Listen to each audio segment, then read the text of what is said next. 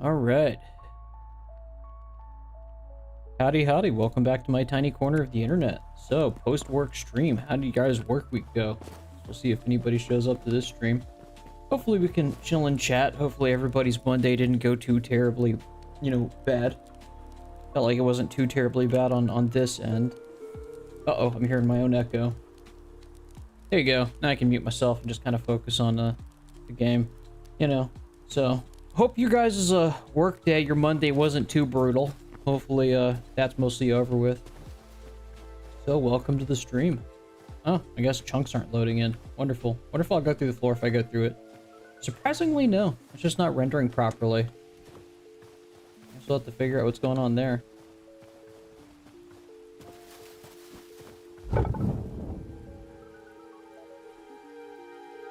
Alright, now where were we?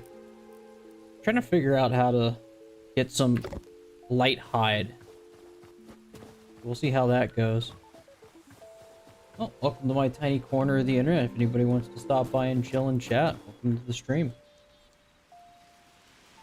Yeah, something's going on with this right here. So, I guess we'll go the other way.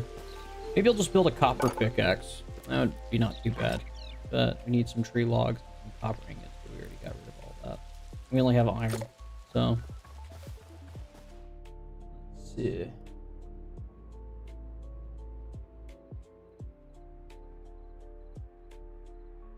Go ahead and pop that out. So...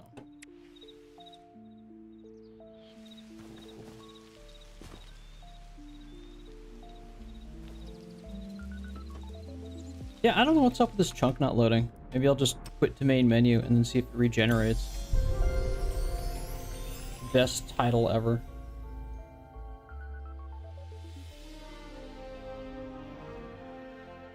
So I'm not gonna lie, this Monday wasn't too terribly bad. I can't complain, Hopefully your guys' work week's going pretty well.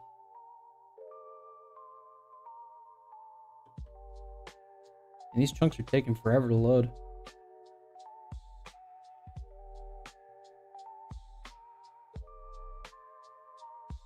The chat disabled or something like that. Usually a couple of people pop in, right after the bat. I don't see the screen of the video. Okay, so you're not seeing anything, man. So, I'm seeing it on my side on the YouTube stream, So let me know if you see some issues. You sure about that? Try and refresh the page, man, because, I don't know what's going on here. Oh, well, guess I'll just restart a different world. Quit the main menu. Maybe some world update broke it. I see it. Okay, so you can see it. An original name. What's up, man? How you doing? An original name or something. I'm terrible with naming things. You can tell by the fact that I named myself Alistair on YouTube, so it is what it is. I trade the market in the morning and go to my day. Just got off right now. Yeah, me too, man. I got off like a little while ago. I work some late shifts, so So I've been wanting to play this game for a while, but it's been like buggy as shit because they update it pretty rapidly, but at the same time, like their updates break things. Oh, YouTube glitch works now. That's totally good, man. So yeah, hopefully your guys' Monday wasn't too terribly bad. Mine wasn't too terribly bad. Let me tell you what, guys. So the funny part is like the one coworker that was like always trying to one up me. He's been in a fairly pleasant mood lately. I can't complain. It's like some people, it's like I think after I told him, it's like, you ain't got nothing to prove to me. It's like, I already know you're a smart guy. I'm not trying to talk down or nothing to you, right? He just kind of mellowed out. He's been super chill. So, that's kind of the interesting thing. Once you can kind of figure out what people are trying to do psychologically, it's much easier to have an honest discussion with them. Like most people, 90% of the time, assuming they're not like manipulative or something like that, right? That's something I've noticed when it comes to the workplace. Because if you can understand like how somebody's thinking and feeling, you can kind of, work with them at their level, if you know what I mean. I need to get some rocks.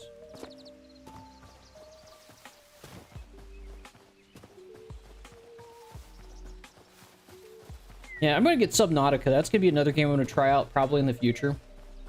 And we can kind of go through that game. I'm gonna get Subnautica 1 is because I've never played Subnautica. Kind of just get something to do after work, kind of just chill and chat with people. So I'm gonna go ahead and make an axe. So what do I need to... Oh, plant fiber. That's right.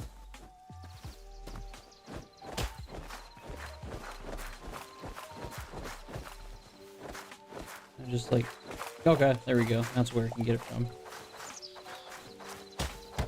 Yeah, I got another video coming out here soon. But that's kind of the thing. Being the most inconsistent uploader on the platform, it's going to be a, you know, whatever kind of thing. It's going to kind of come out whenever. There'll be like weeks where I'll be uploading like every 3 days, and then other weeks I'll just be like uploading like, you know, once a month or something like that.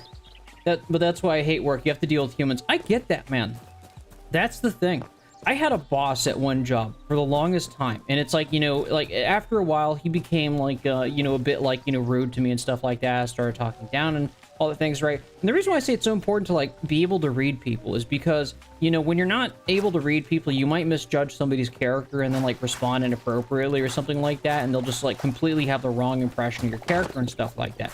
You know, I was like, you know, giving suggestions on how to like, you know, get pipelines running like more effectively or whatever, right? What's up, man? Leroy Jenkins. But, you know, it's like after a while, it's like I began to like figure out like why he was kind of being so rude, you know, years ago.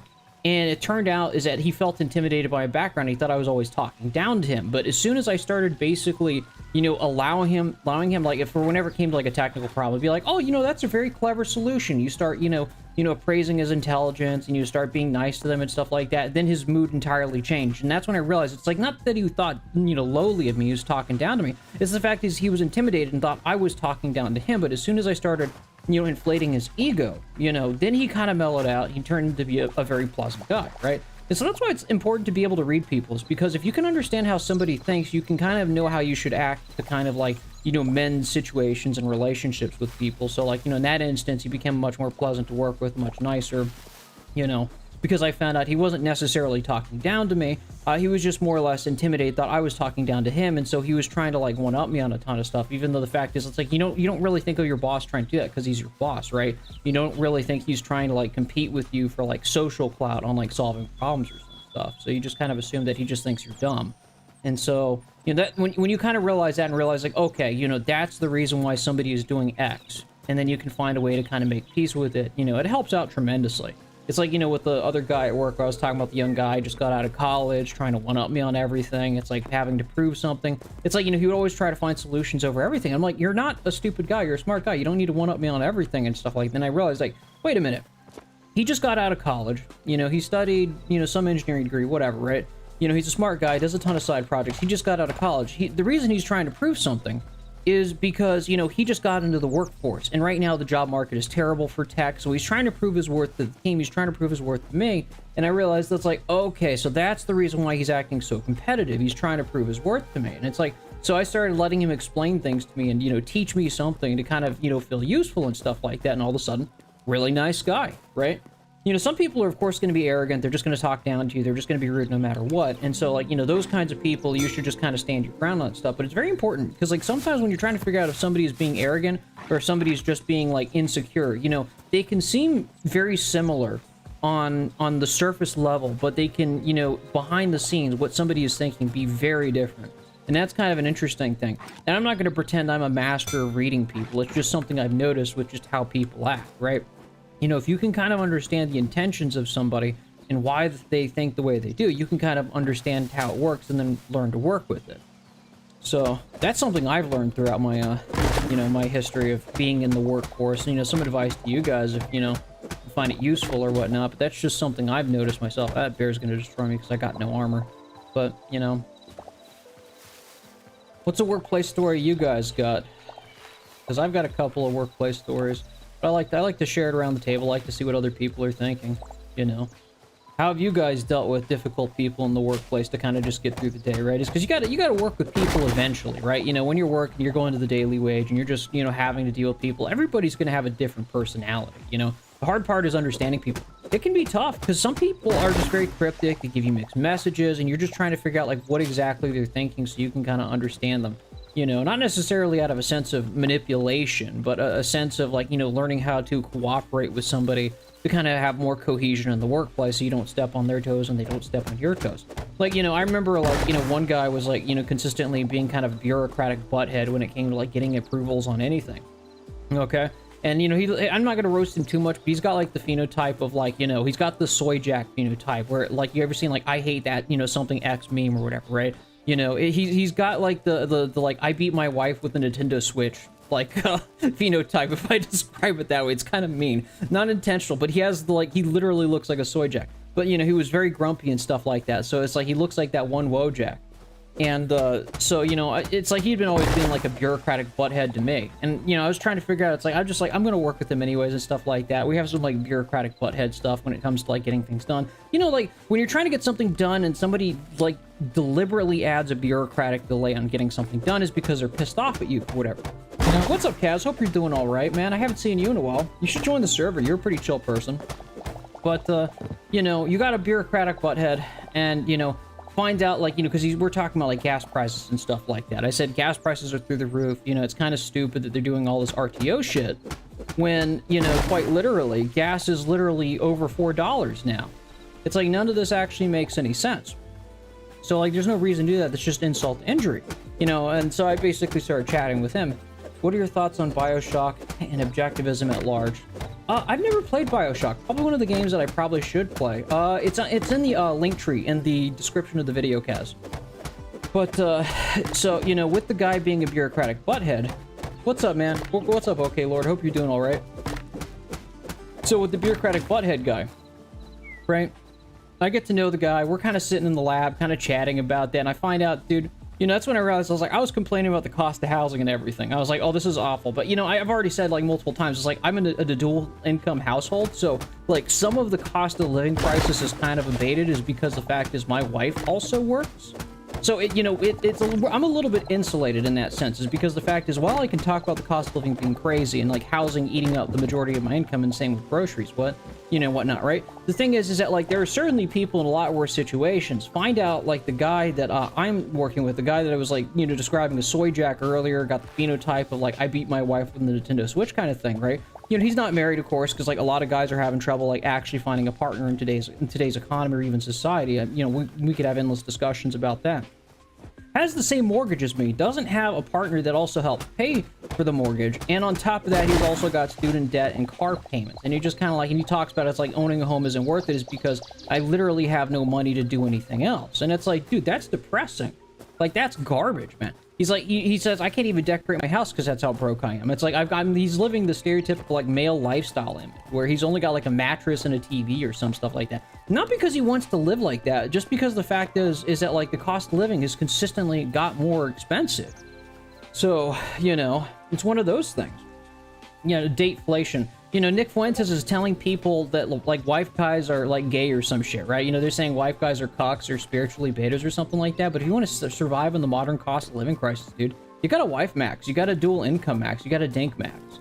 But, like, you know, that's kind of the thing. It's like, this guy has no wife. He doesn't have, like, really a whole lot of money. You know, he's probably making maybe just, like, nominally more than me, is because he's been at the company longer and stuff like that. Find out he's, like, in a very similar situation to, like, pretty much everybody else.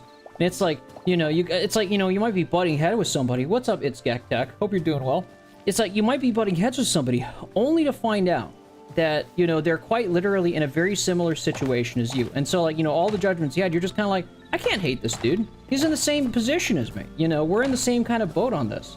Bed Fuentes, the cat boy. Yeah.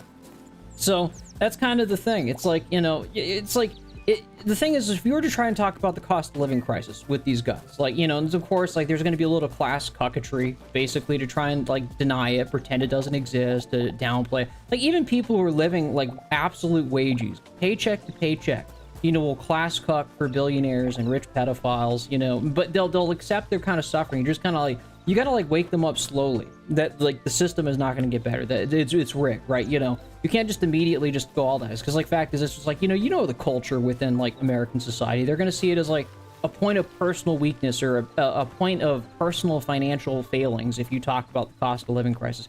Oh, you're just financially irresponsible, even though you're a hardworking person, you went to college, you did all the things right, you stayed away from drugs, you did what you were told, and you ended up... What's up, Critical Texlan? Welcome to the stream. So, like, the thing is, you did all the right things, but, you know, still, you will have to contend with the fact is the average person is still going to, you know, assume that it's a personal failing of some sort on the reason why you're poor, right? Even though, objectively, everybody is getting poor because of the cost of living crisis, right?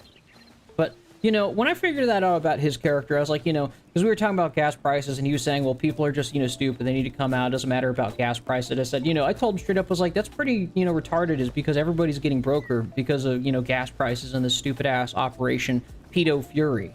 And so it's like, you know, like, I don't know why you would oppose it, because, like, that's kind of the interesting thing. Like, nobody's benefiting from this war, and gas prices have just consistently gone up, you know, to almost $4. They've only gotten down, like, the mid threes because, you know, the rent-seeking pedophiles realize that maybe it's not so much of a good idea, you know, to do this, to kind of piss off the wages so much, right? But, you know, that's kind of the thing. It's like, you know, he, like, the thing is waking him up and having him kind of understand the other side. And this guy, I need to get a sword. This guy's gonna probably kill me. Fuck this goblin. Okay, I'm just gonna run past him. I'm just gonna spam him. I need to get myself a sword. So yeah. Oh, he did. Fuentes already defended Epstein. He did it like a little while ago. He was wearing like his merch or some shit. That stupid ass jacket. So that's not an on-time thing. I'm totally getting destroyed by this guy. I'm just gonna retreat. Yeah, 4.5 per gallon, right? But you just don't know the stuff that people are going through. You know, you don't really know behind the scenes. It's very easy to get frustrated is because we have a culture that will see it as a personal failing if you ever talk about the cost of living crisis. Oh, fuck this guy. I hate this guy so much. He's gonna kill me because I can't even hit him back. Okay. Asshole. Fuck this little goblin. Oh, come on. Asshole. Alright, now I don't even have any food. This guy, like, nearly obliterated me. Some mine goblin, like, literally almost bent me over the table and destroyed me, dude. But, you know, that's the thing. Like, you don't know what people are going through behind the scenes. And so you can't necessarily be completely cold-hearted to, like, what people go through. And I need stone. Wonderful. Any stone. Why is it... Okay, so maybe I could just take some of this stuff out. I think this will work. So, yeah. The Machiavellians, the Defenders of Freedom, and the Managerial Revolution. I think the Managerial Revolution and the professional managerial class are like the overproduction of the white-collar working class has significantly backfired. And that personally, like, you know, like, if you want to call it the white-collar revolution, where they tried to shoehorn everybody to go to college, like, I think the college system was something that was overdue for collapse anyways. Because, like, we had been talking about for years for, like, great inflation. So, yeah, I don't know how much I could say about the book itself, but, like, the thing is, I do think college has been for an overdue collapse for quite some time at this point. So, yeah.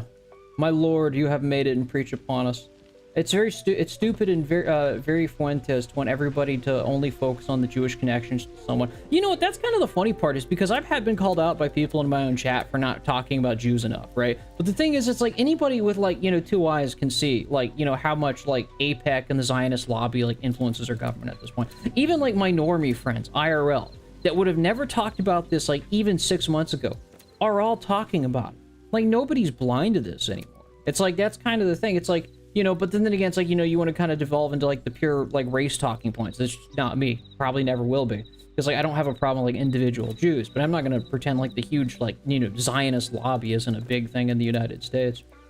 But, you know, honestly, we've been walking corpse since 2008. I've heard that, and I've kind of wondered that, is because usually when it comes to a deflationary spiral cycle, is that, like, you know, things correct. Things were supposed to correct after 2008. Prices were supposed to collapse a little bit, and they did. But the thing is, they just kept going back up. Every time there was a deflationary cycle, you know, assets get nominally cheaper while the, you know, bourgeois class essentially just, you know, swoops in like a vulture to basically acquire assets on discount prices while everybody is mass laid off. And personally, I think that's what's going on right now with all the mass layoffs. They're going to announce it as like a giant recession, you know, by August, you know, probably because of the oil prices or something like that. And then, you know, everybody's going to be out of a job. It's going to be like the Great Recession all over again. It's going to be 2008 all over again. Nobody's going to have a job. Everything's going to go down in price. And then the rich pedophiles are just going to be like, you know what? Looks like, don't mind if I do. I'm going to, you know, make this a cheap asset that I can expand my portfolio with. You know, they do this every time. No, I agree. College prices would drop if degrees were made as challenging as they should be. I agree. Absolutely. I've always had that, you know, perspective. I even had that about engineering. It's like, I've never really been one to, I need to make myself an armory bench. You know, I've never really had that opinion of like, you know, college should be easy. It's like, you know, it's one of those things. I think I'm going to pocket craft builder's workbench. What's the difference between these two? These create structural buildings. Okay, cool. So this one, I need an armorer's workbench so I don't like necessarily get destroyed. And I need copper ingots, so I didn't even get enough that in that. Can I build a sword? Can I please build a sword? I don't have any plant fiber. Are you serious? And, of course, the one bush. And that thing's probably going to come in and destroy me. I don't even know where he's at. I need to get myself a sword. Before that stupid little goblin comes and destroys me. Yeah. Oh, and of course, I locked myself out. That's one thing I hate about these stupid frickin' doors, man. Yeah, no, that's kind of the thing. It's like with colleges, it's like, I think, like, grade inflation was a real thing, and they made it too easy to some degree, and I've always been, like, a hard meritocrat. Even when I was, like, in college, I was like, no, I don't think college should be easy, nor should engineering ever be easy. It's something that should be difficult and competitive that refines your skills. And I think in a sort of sense, it's kind of going back to that. You know, they're shortening degree programs, they're making it shorter, they're making it more competitive with their admissions. You know, they're getting... The thing is that, like, I think that was, like, long overdue when it comes to a lot of things. You know, I'm not going to pretend like when I went and studied engineering it was easy, because sure as shit wasn't. But, like, that's kind of the thing. Like, the broader college system was not easy. Or it was too easy in a sort of sense. So, you know, that bubble's bursted. The education bubble's bursted. And we're kind of... Like, honestly, it should have never really gone to the position or even given colleges the ability to say, like, well, you know what? You're just not going to be successful unless you get a, you know, a special piece of paper from our institution. You know, that was such a stupid idea. It's like, you know, it's because think about it that way. You're literally making people pay for their own training into the workforce, right? You know, companies used to train people, you know, and, you know, they would do apprenticeships. You know, so like even out of high school and stuff like that, you had factory jobs. Like you learned on site, you learned on the job. And so the thing is, when you say, oh, college is now the thing where you're going to have to, like, you know, go through before you can actually, you know, enter the workforce, was incredibly stupid, is because now you're making everybody pay for their own training, like, effectively. Like, which is always fucking stupid in my opinion. It's like, so you're making yourself pay for things to get, like, a stupid little piece of paper? Like, that's stupid. But, you know, it is what it is. You gotta double dip. After they tax your family for education, you gotta pay for yourself again. Yeah, something like that. But yeah, yo, the engineering degree is just the papers you need to show the government they have the common sense to change the process for more efficiency. That's why they did federal student loans. Yeah, yeah. I don't know what these blue crystals do. There's so many things that are a part of this game that I just don't understand how it works. I guess we'll just figure it out as we go along and, you know, I stream, you know, when I get off of work or something like that for like an hour or two before I go to bed. So... Honestly, I don't think they'll get away with the repeat of 2008. I don't think so as well. I don't think they understand, like, you know, like, how heavily people are disenfranchised these days. It's like, you know, I've had, you know, people come in my chat and tell me that, like, you know, that, you know, they say this every time. Like, people say they're going to revolt. You know, they look at the MAGA boomers who say they're going to revolt every time, and then they never do. I don't think that's the case anymore. People don't have a reason not to revolt. It's like, you know... It's like you're going to ask people, you know, you're going to think people are just going to be complacent into staying in their situation forever when, you know, at this point or time or another, it's like, you know, people will just eventually chimp out. You're already kind of seeing these kinds of little chimp outs with people anyway. So it's like, I don't think they will be able to get away with it a second time. You know, I know for a fact is that if they bailed out BlackRock again, just because how livid people are, and like, let's be real here, okay? If they thought that a revolution was never going to happen, why is Peter Thiel fleeing the country? Be real here. If they thought it was impossible that there was going to be a revolution, that it was inevitably just going to get quashed or whatever, is because, you know, my B-2 bombers and, like, A-10s are just going to gun down Americans or some shit. Like, you know, if they actually believed those propaganda talking points, why is Peter Thiel leaving the country? Why did all these billionaires go to China to basically facilitate better trade relationships so these CEOs could slide into another country? It's because they're afraid. They're afraid of the mess that they've created in their own country, and they're once again, just like the perfect capitalist always is, they're trying to run from the consequences of their own actions. You know, that's why, you know, like somebody pointed out earlier, it's like they tried to flee to Israel for a period of time, but that's not going on. It's because they couldn't destroy Iran. You know, that's essentially it. So now, you know, Peter Thiel's running off to Argentina is because the Israel backup plan didn't really pan out either. So it's amazing how stupid these people are. But what can you do? See, more Luigis are kind of inevitable at this point. You know, you really can't even stop it. It's like the entire sentiment is there. It's like, you know, I was like even watching on Twitter. You know, I was reading on Twitter. I was like looking on Twitter again. And, you know, the first thing, like, White House is talking about, like, Trump doing these little PR campaigns, being like, just trust the plan, you know, trust the plan, guys. Don't be a panicking.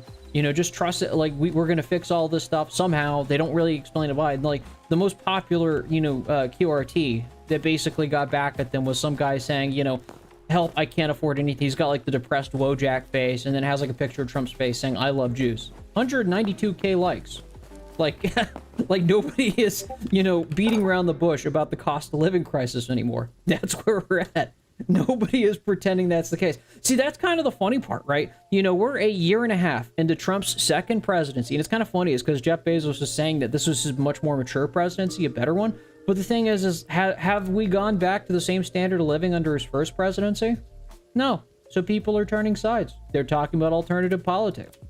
You can't do anything about that. I mean, the ruling class can. They would have to admit ownership over the situation, admit they fucked up, and, you know, their endless rent-seeking and greed is kind of, you know, by and large responsible. You can kind of see this with Jeff Bezos, because he did an interview with CNBC or whatever, right? Saying that, like, okay, well, maybe we should go back to free market capitalism like the right-wingers have talked about for decades, right? You know, we're not going to do the crony capitalism of 2008. We're not going to do the, you know, all of a sudden the capitalist class is all of a sudden, like, backing up. Mind you, by the way, Jeff Bezos was known for trying to sponsor, like, raising minimum wage, you know, laws, you know, like 8 years ago in the 2010s to destroy small businesses, okay? Like, this kind of thing. It's like, you know, they were all very much about using the state to get their way, but as soon as, like, a lot of people started to see the hypocrisy of the ruling class, they all started to backtrack on this kind of, like, crony capitalism. Now, all of a sudden, you know, Jeff Bezos is talking about how he's anti-crony capitalism. It's so pathetic.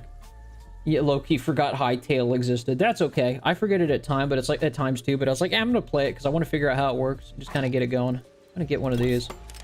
I'm just going to craft all of these because, you know, bow and arrows are pretty nice, but let me go ahead and smelt some of these iron ore stacks. I've been thinking about you, dude. Your videos are great. I appreciate it, man. I try to just give my honest 2 cents. It's like, the thing is, a lot of people, one of the reasons why I don't do the debate bro shit is because the fact is I feel like a lot of the honest discussion that could be had kind of gets, you know, lost up on like empty posturing and debate broing. It's like, I'm just the guy who gives my 2 cents on the internet. Probably always will be that way. Maybe it turns into a political movement or something like that, right? But the thing is like, I'm just the guy who's giving his 2 cents on the internet. You can take it or leave it, right? You know, I'm not here really to prove anything. I usually just give my 2 cents, and many times people have, you know, disagree with me on my own takes, and that's fair enough. Everybody's entitled to their own opinions, you know? Free country. Well, not really. We're ruled by rich pedophiles, but you get my point, right? So everybody's entitled to have their own opinion. Where's my Mad Max tribal leader? The tech nerds suck at being chimp leaders. You know, that's so true, dude. You know, that's kind of the thing. There's countless philosophers who pointed out, you know, what happens when you disentangle, like, you know, your warrior class from your philosopher class. You know, if you disentangle it, you have, like, you know, rule of force being done by retards, and you have, you know, intellectuals who are cowards. What's up, Zahara Smith? Hope you're doing well. So, let's see what we can do with some copper. Let's figure out this tech chain, guys. So, let's get this copper converted and let's see what we can do with it.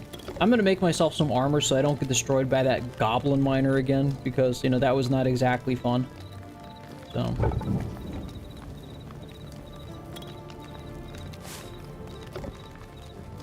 gonna get some armor so I can go back to the mines and start digging some more.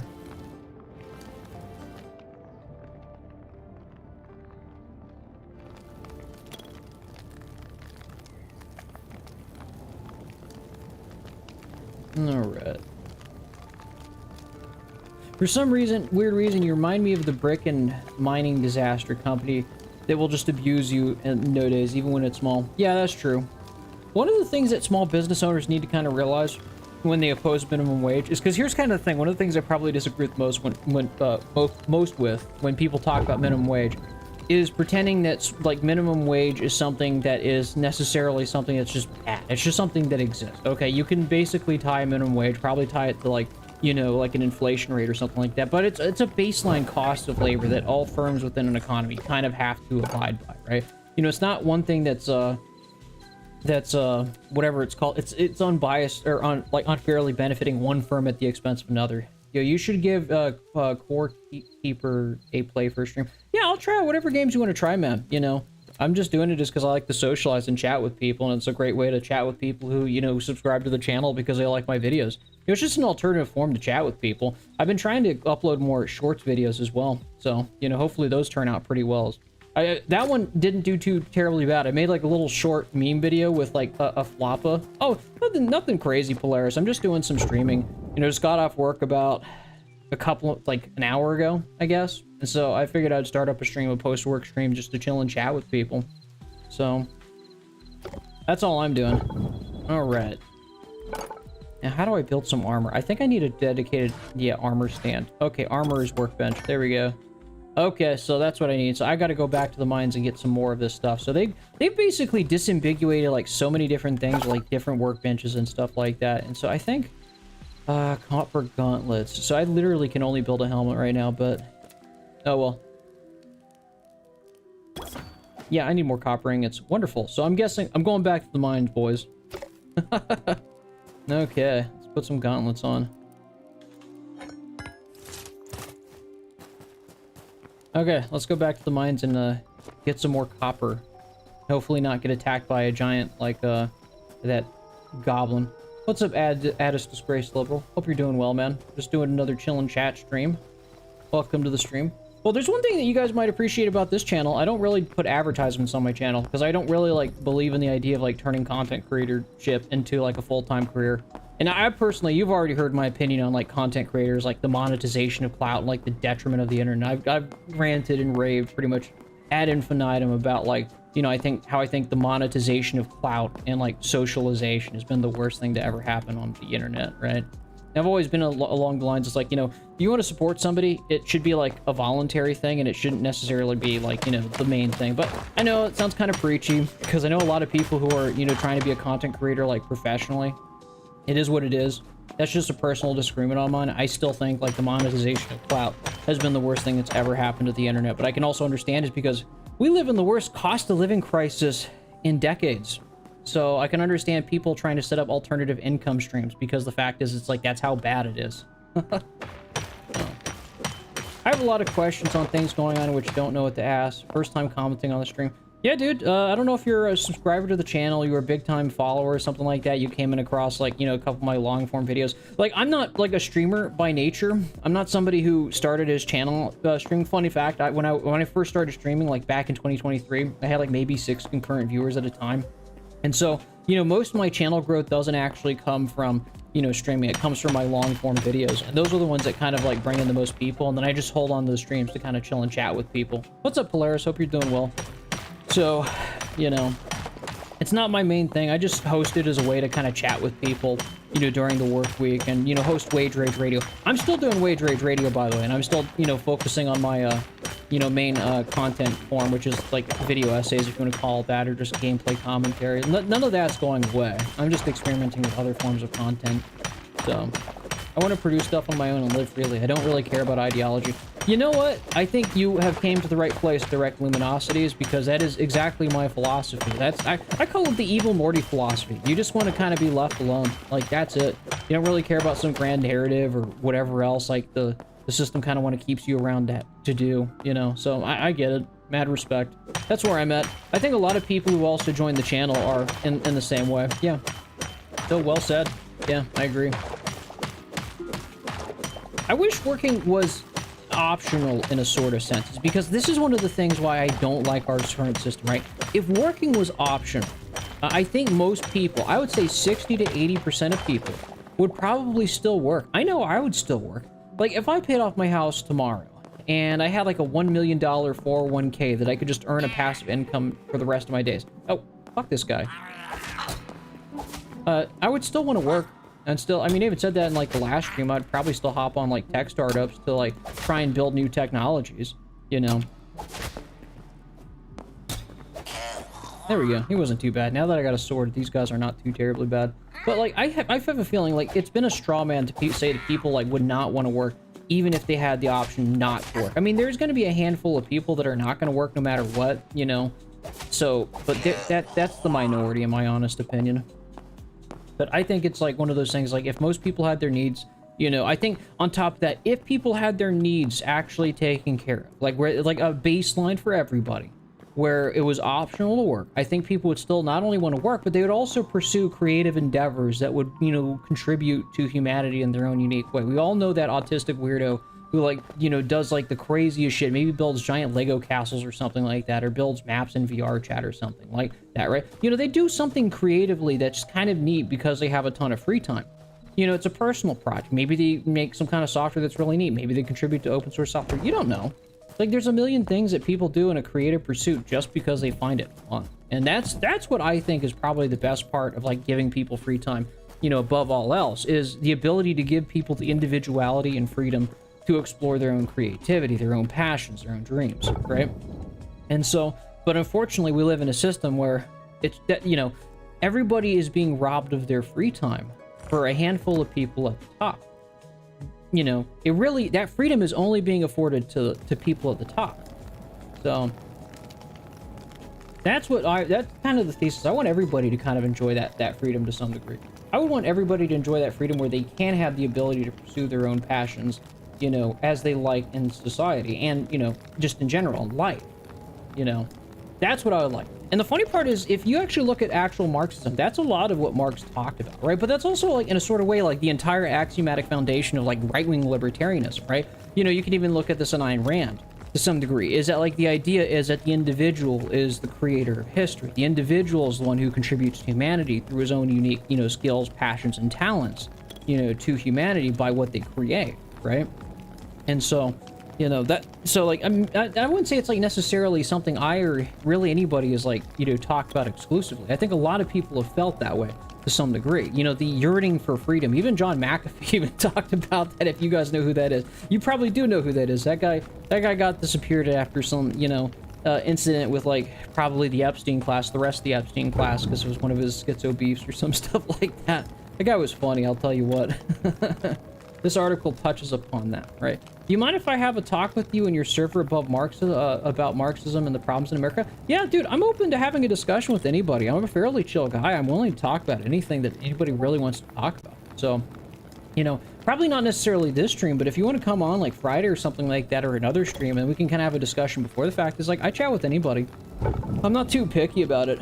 I'm a pretty chill guy at the end of the day. The people who have more time outside of work create important open source software makes life better without actually the need of hunting for profit. And that's what I mean when I say it's the individual that creates history. It's the individual that creates things in unique ways that, you know, people don't really appreciate, right? Because they think, like, you know, like, don't get me wrong, it's important, you know, for the other jobs to exist. They're the necessities of life, but the free time, you know, afforded to people who want to explore the individuality and, like, creativity, you know, the things that come out of that, you know, I think is vastly underestimated, especially in today's age. The creativity of the individual to explore their own passions and dreams in this world.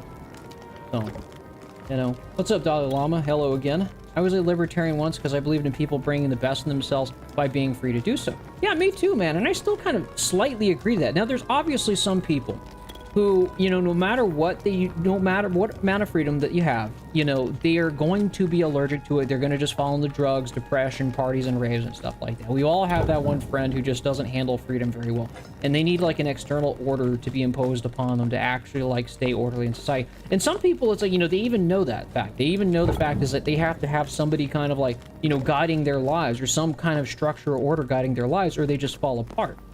Right? You know, I've seen it with, like, you know, people in the military and stuff like that. You know, it's hightail. People in the military, it's like, you know, like, maybe they went to, like, the Air Force Academy or something like that, right? And their entire life, they've been told what to do, what time to get up, when to eat, when to sleep, when to work out. You know, they have been so busy with, like, order in their lives that the moment that they taste freedom, they just, you know, go crazy. They fall apart. Because, like, sometimes it's like when it comes to some people, they need an external order upon their lives so they don't fall apart. You know, and that's kind of an interesting thing, is because Jordan Peterson used to talk a little bit about this, right? You know, the creative types versus the more orderly types or whatnot, right? Some people are creative individuals and they completely suffer in the world of, you know, if you were to throw them in, like, boot camp for the military, the army or whatever, and having them getting yelled by some drill instructor or something like that, they would have a meltdown. They wouldn't thrive very well in a situation like that, is because creative individuals need to be able to pursue their own passions in life. They're more individualistic. They're more, you know, they've got to find their own way in life, right? You know, as opposed to the orderly individual, you know, people who maybe make their meaning about, like, settling down and have a family, right? You know, they need that order, otherwise they just fall apart. So, And I've seen this a couple of times myself. I've seen it with some people. Some people don't like to admit it, that they're the orderly types, that they need an external order to, you know, keep going in life. Some people, you know, want to be the creative type. You'll know if you're the creative type, is because the fact is you'll have your own visions and ideas of where you want to take things, and you'll always headbutt with people. You're going to have opinions that are just unorthodox. And to a large degree, that does apply to me. Like, I know I'm a creative individual. Like, my opinions are unorthodox as hell. It's like I don't really fall into a lot of, you know, camps. You know, a lot of the positions that I have are things that I've thought, you know, on my own and went in those directions on my own, right?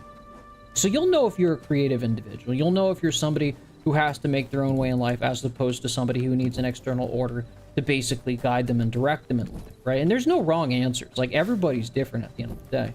I don't understand why we bury the dead. So if you die, you get to inhabit a plot of land forever, which deprives the living people of homeschool. It never made sense to me. I don't think it's necessarily a bad thing.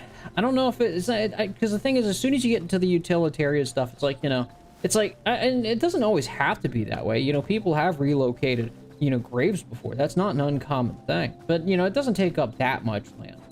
So military structure removal after it just amplifies whatever is underneath, like times 10. I've seen plenty. Oh yeah, if anybody wants to, like, you know, if there's anybody who's ever served in the military, I don't care what, you know, branch or whatever, what country you're from, right? You've probably seen this to some degree. Like, you know, you've seen the people who need that order and discipline in their lives, or they just fall apart. You know, and the funny part is some people just pretend it doesn't exist, right? That's why I don't say, like, you know, freedom and individuality and go do your own thing is for everybody, right? Not everybody's meant to do that, and that's not an insult to people who are, you know, need discipline and order in their lives, right? And some people just needed to get back on their feet. So how can unorthodox people socialize? Taking risks, go to different circles, hearing out different ideas. So that's the way I recommend it. You've just got to basically experiment and meet new people, like essentially have an open mind, and eventually you'll find them. You know, they used to have coffee houses, and that's how you would find and meet new people who had different ideas. You know, nowadays it's just small chats and streams like this, or different YouTube videos, right? You know, it changes, you know, with each generation. You know, it changes with each, you know, point in time where people like go out and socialize. So it's not just like a one thing. It'll always change. And that's kind of the interesting thing, because this is kind of like how the dynamic of the normie works, right? Oh, why was I so stupid? I need to get some plant fiber. So the thing about it is that, like, you know, when it comes to, like, socializing and finding unorthodox opinions, you've always had to look for that. Okay, so fun fact, the internet used to be that place where you would go to. It was known as the place for weirdos, and the whole terminology where normie came from was to basically take jabs at people who were normies. They didn't really care about nuanced discussions. They didn't care about, because that was weird. That was outside the mainstream discussion, right? You know, this was, the internet used to be that place back in the day where people would go to have unorthodox discussions, to find different ideas, right? That's what made the internet so exciting for a good period of time, is because, and that bear's gonna chase me down, for a period of time, is because the fact is you could find different opinions there. You could find different opinions, you could engage with different ideas you would never hear in polite conversation in real life, is because that's different, that's weird, that's, you know, outside of whatever normies would consider their worldview. And that group, you know, that kind of like over-socialization, like where they just sell you, oh, we're not allowed to talk about these ideas because that's like against our group norms, that varies from group to group. Like, you know, one group of people is going to have like a different set of social and cultural conventions than another group of people. But the thing is like, you know, you couldn't really have that discussion without, before the internet. And then, you know, with the Donald Trump election, then you began to have like the like as soon as the internet started becoming mainstream, it started to reverse. Now everybody's on the internet. And so now you're seeing the kind of like same kind of like talking points to push people to the fringes, to push different ideas to the corners, you know, kind of emerge, you know, within like the normification of the internet is what I call it, right? You know, because of this, you know, as a consequence. Oh, did not wonder what that was for a second. But that's kind of thing. Now you've seen that go on, is because, you know, now that everybody uses the internet, you've seen the normification of the internet, you know? So, you know, when it comes to these spaces and finding different people with different ideas, they've always existed. You've just always had to look for them. And that's just kind of par for the course. That's the way it's always been. So, you know, there's not really a rote algorithm I can give you to say, oh, just look here and you'll find it, is because the fact is circles change. Like the internet used to be that place where you could find those discussions. Now you can find it, because the fact is now everybody and their mother uses the internet. So that's gone bye-bye as well. So I already got that on. I can just get some leggings and I can go back into the cave and go get some iron. I'd love to get some iron on this one, right? So yeah, that's all you got to do. That's all it takes at the end of the day. I could not even get leggings because I just don't have enough copper. What a shame. Oh well, I guess we're going back to the caves anyways. Probably gonna get destroyed by goblins. I guess I'm just gonna go ham and get as much copper as possible, because every time I think I get enough copper, it is not enough copper. The nerdification, if you want to call it that, right? I guess you could call it that. Normification. I don't know. Whatever you want to call it. I think former right-wingers are the coolest group of people to chat with, because there's nothing off the table with you guys. That's the funny part, is that you would assume that, like, the side that's always talking about social and cultural norms so much would be more closed off to having, like, unorthodox, you know, discussions, but then you find out that they're gonna have, like, any discussion or design. It's kind of wild. That's a wild one that I've never understood for the longest time, even being an ex-right-wing libertarian myself, so, you know. It's not fair for these disgusting people to escape their punishment. Yeah, I know, I get it. But, you know, if you're talking about, like, the rich pedophiles that rule it, you know, it's that kind of thing. I don't think they will get away with it, is because the fact is they're kind of out of options at this point, even if they wanted to run from the country. No programmer leggings for the internet, man. Big stag. Hey, I'm a part of that club. I don't know. Some people say they're a part of that club, and then they find out when they get excluded from a group, they're not really a part of the normie club, right? You know, that's kind of the thing. It really depends on the group. I'm still right-wing ideologically and libertarian economically, but I'm pretty much open to the left and pragmatic about my ideas now. Yeah, that's kind of the thing. We're all kind of shoehorned to that, is because the fact is, it's like, you know, just look at the average house price, and then boomers are just willing to die on the hill of antagonizing younger generations about that. That's kind of the funny part, is because when I was, like, talking about, like, how, like, even, like, people on the right are starting to, like, you know, justify, like, seizing and socialism, you know, properties from boomers, it's like, you know, they're just doing it through, like, an Anglo-Saxon or Norman conquest or some stuff like that, you know, in kind of their own way. It's like, yeah, that's on the table. It's like, you know, boomers kind of want to cope about this, but this is going to be the biggest split between the young right and the old right, whether, you know, the old right would like to admit it, you know, the boomer sloppy yellow side of the aisle, right? So... the fact that the Epstein class pushes for data centers, internet, digital ID, 3D printing bans, and are all coming at the same time. Oh, dude, it's no coincidence. It's 100% all happening at the same time. Why? Because people like you and me who have edgy opinions about rich people on the internet, and they're running deathly afraid of us ever getting an ounce of political power and then going after them. And so they're trying to preemptively do everything they can do to control us from, you know, ever going anywhere near them. And it's gonna fail. It's gonna fail, dude. Even though I'm kind of like, you know, a little more mellowed out in my rhetoric like these days, but it's gonna fail, is because the fact is people are gonna do it anyway. You can't stop an angry crowd, and that's the thing they're gonna like. The funny part is if they just enfranchise people a little bit, is because one guy made a point in the comment section about the Marshall Plan, you know, FDR's like anti-communist bills to make sure that people could afford their own home. I've talked about it on my channel about William Levitt, you know, making suburbia, you know, a thing. So veterans of the war already had leggings. I'm so stupid. Of course I'm stupid. So, you know, the thing is like all these things that, you know, are known to stop communism, you know, they don't do any of it. Yeah, I know my crude pickaxe is getting worse. Wonderful. I'm gonna go get a copper pickaxe. So the thing is, all these things that they know could stop a revolution at any time, they don't do it. Why? Because they're too arrogant and greedy. They would rather set up these stupid surveillance state. You know, they would set up drone armies to like attack people in a crude attempt to shut people down, rather than just say, you know what, maybe it'll just be a slight bit cheaper just to give people an okay standard of living. Not great, you don't have to make them rich. I'm not arguing, you know, that like the average person is going to own a mansion like with some, you know, delusional nonsense like that, but like, you know, just be able to have an okay standard of living, and they'll never be communist. Because you want to know how I know this? Boomers are a perfect, exemplary fucking example of this, because they were so heavily enfranchised by the system. Less than 3% of boomers were ever communists. And you want to know something funny about the boomers who identify as communists?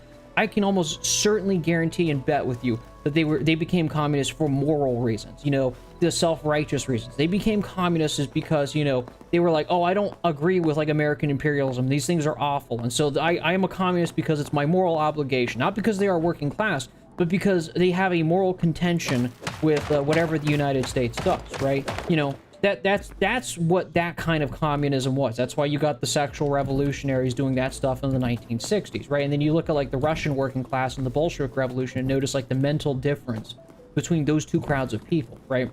Is because, you know, somebody who ends up becoming a revolutionist because of the cost of living crisis or because of things that have gotten so unbearably bad, you know, that's a different mentality than doing it from like the I care perspective, right?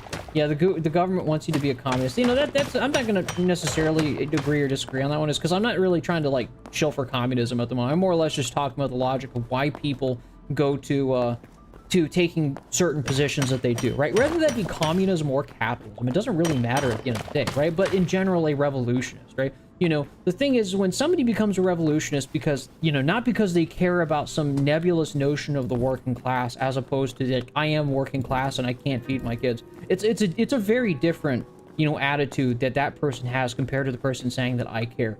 And that's the problem that the ruling class doesn't realize, is because the fact is that, like, when you start alienating everybody, you make everybody poor, like some kind of like self-righteous stab to, like, you know, own the wages or some stuff like that. You know, you're creating the conditions for the revolutionary type of working class that is going to do things because they just want to have a roof over their head and be able to feed their families. And that's a much more violent, you know, working class than the former, like, I care, like Hassan Piker type, right? Because, like, let's be honest, we all heard the term champagne social. Somebody who cares about people from a benevolent angle. They care about the working class because they're a good person or some stupid shit like that, right? It's because they care for the working class for moral reasons, right? We've all seen that. Everybody has talked about that leftist ad infinitum. We've made fun of that. And some people would say ContraPoints is that kind of leftist, but at least she's more self-honest about the fact that she is ruling class and she's just going for her own instance. But, like, we've met the champagne socialists, right? Who are socialists because, you know, they care about the working class because it's, you know, out of the goodness of their heart, okay? That is a completely different kind of leftist than somebody who becomes, like, an economic leftist because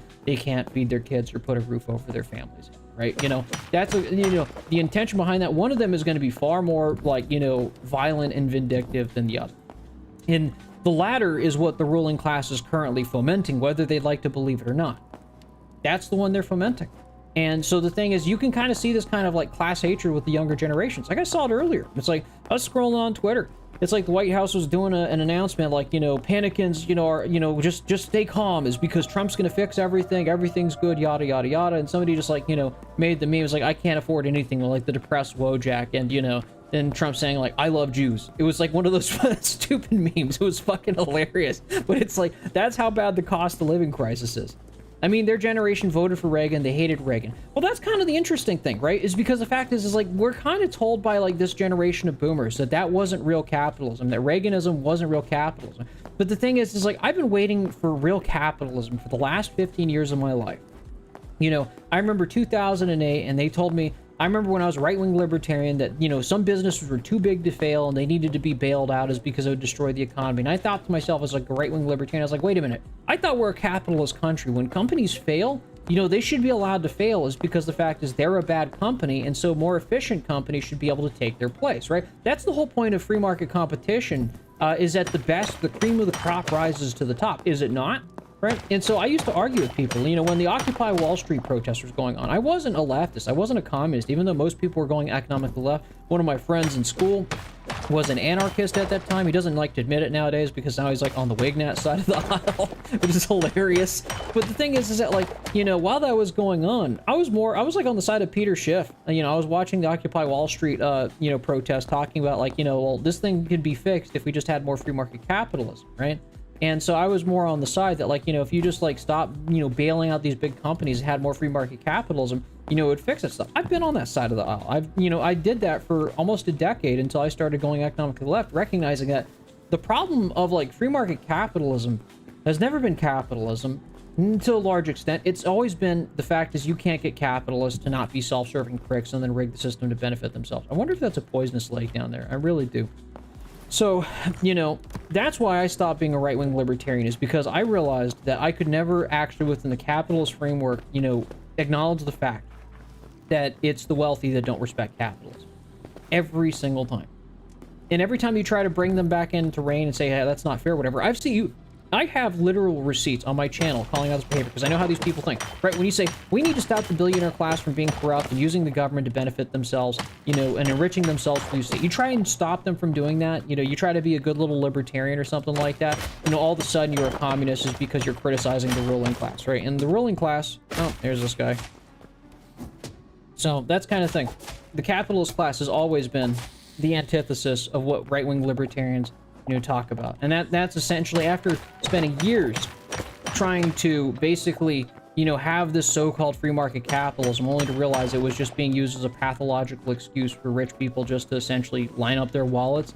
And when they mean capitalism, they mean anything that benefits them, right? You know, that's when I stop being right-wing libertarian. Because, like, capitalism to them, when it comes to the wealthy, the way they see capitalism is a system that benefits them, okay? It's kind of funny is because a lot of people get mad at Marxists saying, well, you're not a capitalist if you don't own capital, right? We've all heard that argument from a lot of leftists, you know, saying that, you know, you're a worker, and therefore your ideology should be communism if you're a worker, right? And a lot of people would scoff at that one is because the fact is that, like, that sounds rather shallow and vapid, right? Is because, you know, free market capitalism is a set of ideas about free and open competition where the best are allowed to rise to the top through free and fair competition, you know, and so we think it's just ideology and stuff like that. And it's kind of, it feels cheap when, like, somebody from the left says that, saying it's like, oh, well, actually, you can't be a capitalist because you don't own capital, right? But if you look at the actual capitalist class, it's like, they don't think like us. They don't think capitalism is like, you know, free and fair competition. Capitalism to them is quite literally a system that benefits them at the expense of everybody else. Them as a particular class, not a set of ideas about free and open competition, but them as a particular class. It's the same reason why Nancy Pelosi can go before Congress and demand that, you know, Congress intervene, use the power of the state to shut down a railroad worker strike, but then when a DSA activist asks her if she's going to ban insider trading, then all of a sudden, you know, she's a free market capitalist. Is because in her mind, capitalism is anything that benefits her is because she's a part of that class of wealthy people, because she's a part of the billionaire class, okay? And, you know, you could even see with, like, the warehouse Luigi guy, right? You know, when, you know, the warehouse Luigi thing happened, right? You know, these people were all pro-state on everything else, you know, but the thing is like, all of a sudden, they're free market capitalists, anybody who dares oppose their worldview. You know, they're very selectively capitalist or socialist, you know, in these logical systems when it conveniently benefits them. And that's kind of funny is because I used to criticize a lot of so-called Marxists when they said, well, you can't be a capitalist because you don't own capital. We're thinking that, you know, the class line, the class division is the way people think, only to watch the ruling class do exactly that. And then when you point that out, when you, like, try it, I beg of you, okay, don't even care about ideology. You don't even have to care about Marxism. But if you do anything pro-working class, you're automatically a communist. It doesn't matter whether you identify as a communist. It doesn't matter if you are a Marxist, whether or not you even heard or even believe the ideas of Marx in the first place. If you do something pro-working class in their eyes is because you're taking a side along class lines, you're a communist. And that's the way they think. That's why their politics, you know, why Nancy Pelosi does these double, you know, hypocritical things, these double standard things, you know, before Congress. She uses the state when it comes to enriching her wallet, and she, you know, stops people from using the state if it doesn't benefit her class, okay? So that's the crazy part.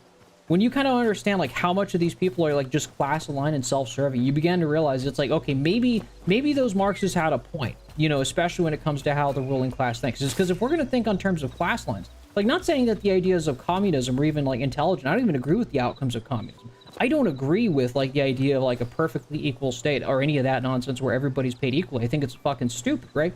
But the thing is that maybe there were some actual good points when it comes to the fact of how people think on terms of class lines. Because as soon as you start thinking in terms of class lines, you're already going into Marxism at that point, right? Even if you were in the entire time trying to reason with the capitalist class about the ideas of capitalism, say we should have free and fair and open market competition, but then they use every, you know, law in the book to basically stifle competition to be as self-serving as possible, right? So, individualism is the definition of a Faustian bargain. ABCs of Communism. It was written by Bukharin, the top Bolshevik. He outlines the reasons for communism, the history at the time of the 19th century revolution, the development of communism. Yeah. So the interesting thing about, you know, a lot of communist movements and labor movements in the I wouldn't say, like, you know, late 19th century, early 20th century. Okay, if you saw, like, how the cost of living crisis is, if you saw, like, how these things were in those times, you know, you would automatically understand, you know, also considering the fact is that we're barreling back to a second Gilded Age, of exactly why people start embracing economic leftism. And the thing is that I know how it's going to go, and this is why I say it's already probably going to happen, is because the fact is, as soon as people start talking about class politics, they start talking about pro-working class politics, even if you don't give a shit about Marxism, you don't care about the ideas of communism, you're still going to get called a communist. Just watch and learn. It's like that other guy I was debating, right? You know, I thought we were going to talk about, like, common issues, and then all of a sudden I find out by going to his channel that his main beef with me was not because I had any disagreements with him on any politics, but because I'm a supposed Marxist. Even though, like, literally in the last stream, I talked about how I don't really consider myself an orthodox Marxist, nor do I really care about fully implementing Marxism. In fact, I would probably still have free market competition to a large degree within, like, if I were, like, you know, you know, president tomorrow, okay? None of that mattered is because the label Marxism or communism was just, you know, that all of a sudden went out the window. All of a sudden. None of my opinions matter. I'm a delusional Marxist, and so therefore my opinions just don't matter whatsoever, right? It became a thought-terminating discussion where you're not allowed to have an opinion, and so anything that you have an opinion about must be fake or some nonsense like that. Data centers are literally poisoning our water supply, and the role of the government is literally to provide things like clean water. Yeah, you know, that's kind of the funny part. You know, the funny part is, like, the people that, like, have been the biggest detractors of this channel, when I talked about, like, you know, when I said the ruling class is not prepared for class warfare, a non-Marxian form of class warfare, I wasn't lying, because the thing is that at one point or another, it's like people are just going to hate rich people because, you know, the rich people are just messing with their lives so much they can't help but hate rich people. So that's kind of the thing, you know. The thing about it is that, like, you know, I've tried to warn people is that when it comes to, you know, class warfare, it's like you're going to see the rise of a form of class warfare that's not necessarily Marxian. Hey, are you willing to debate me today? About what? Man, I tried to debate, you know, City Crusher a little while ago. I asked him, is because the fact is he wanted to do an interview, did a bait and switch, tried to make it a debate, even though I was already, you know, just there to interview and have, like, a discussion about ideas. But, like, you know, so maybe? I don't know. That's kind of the thing. Is it going to be an actual debate, and a debate about what? That's the problem.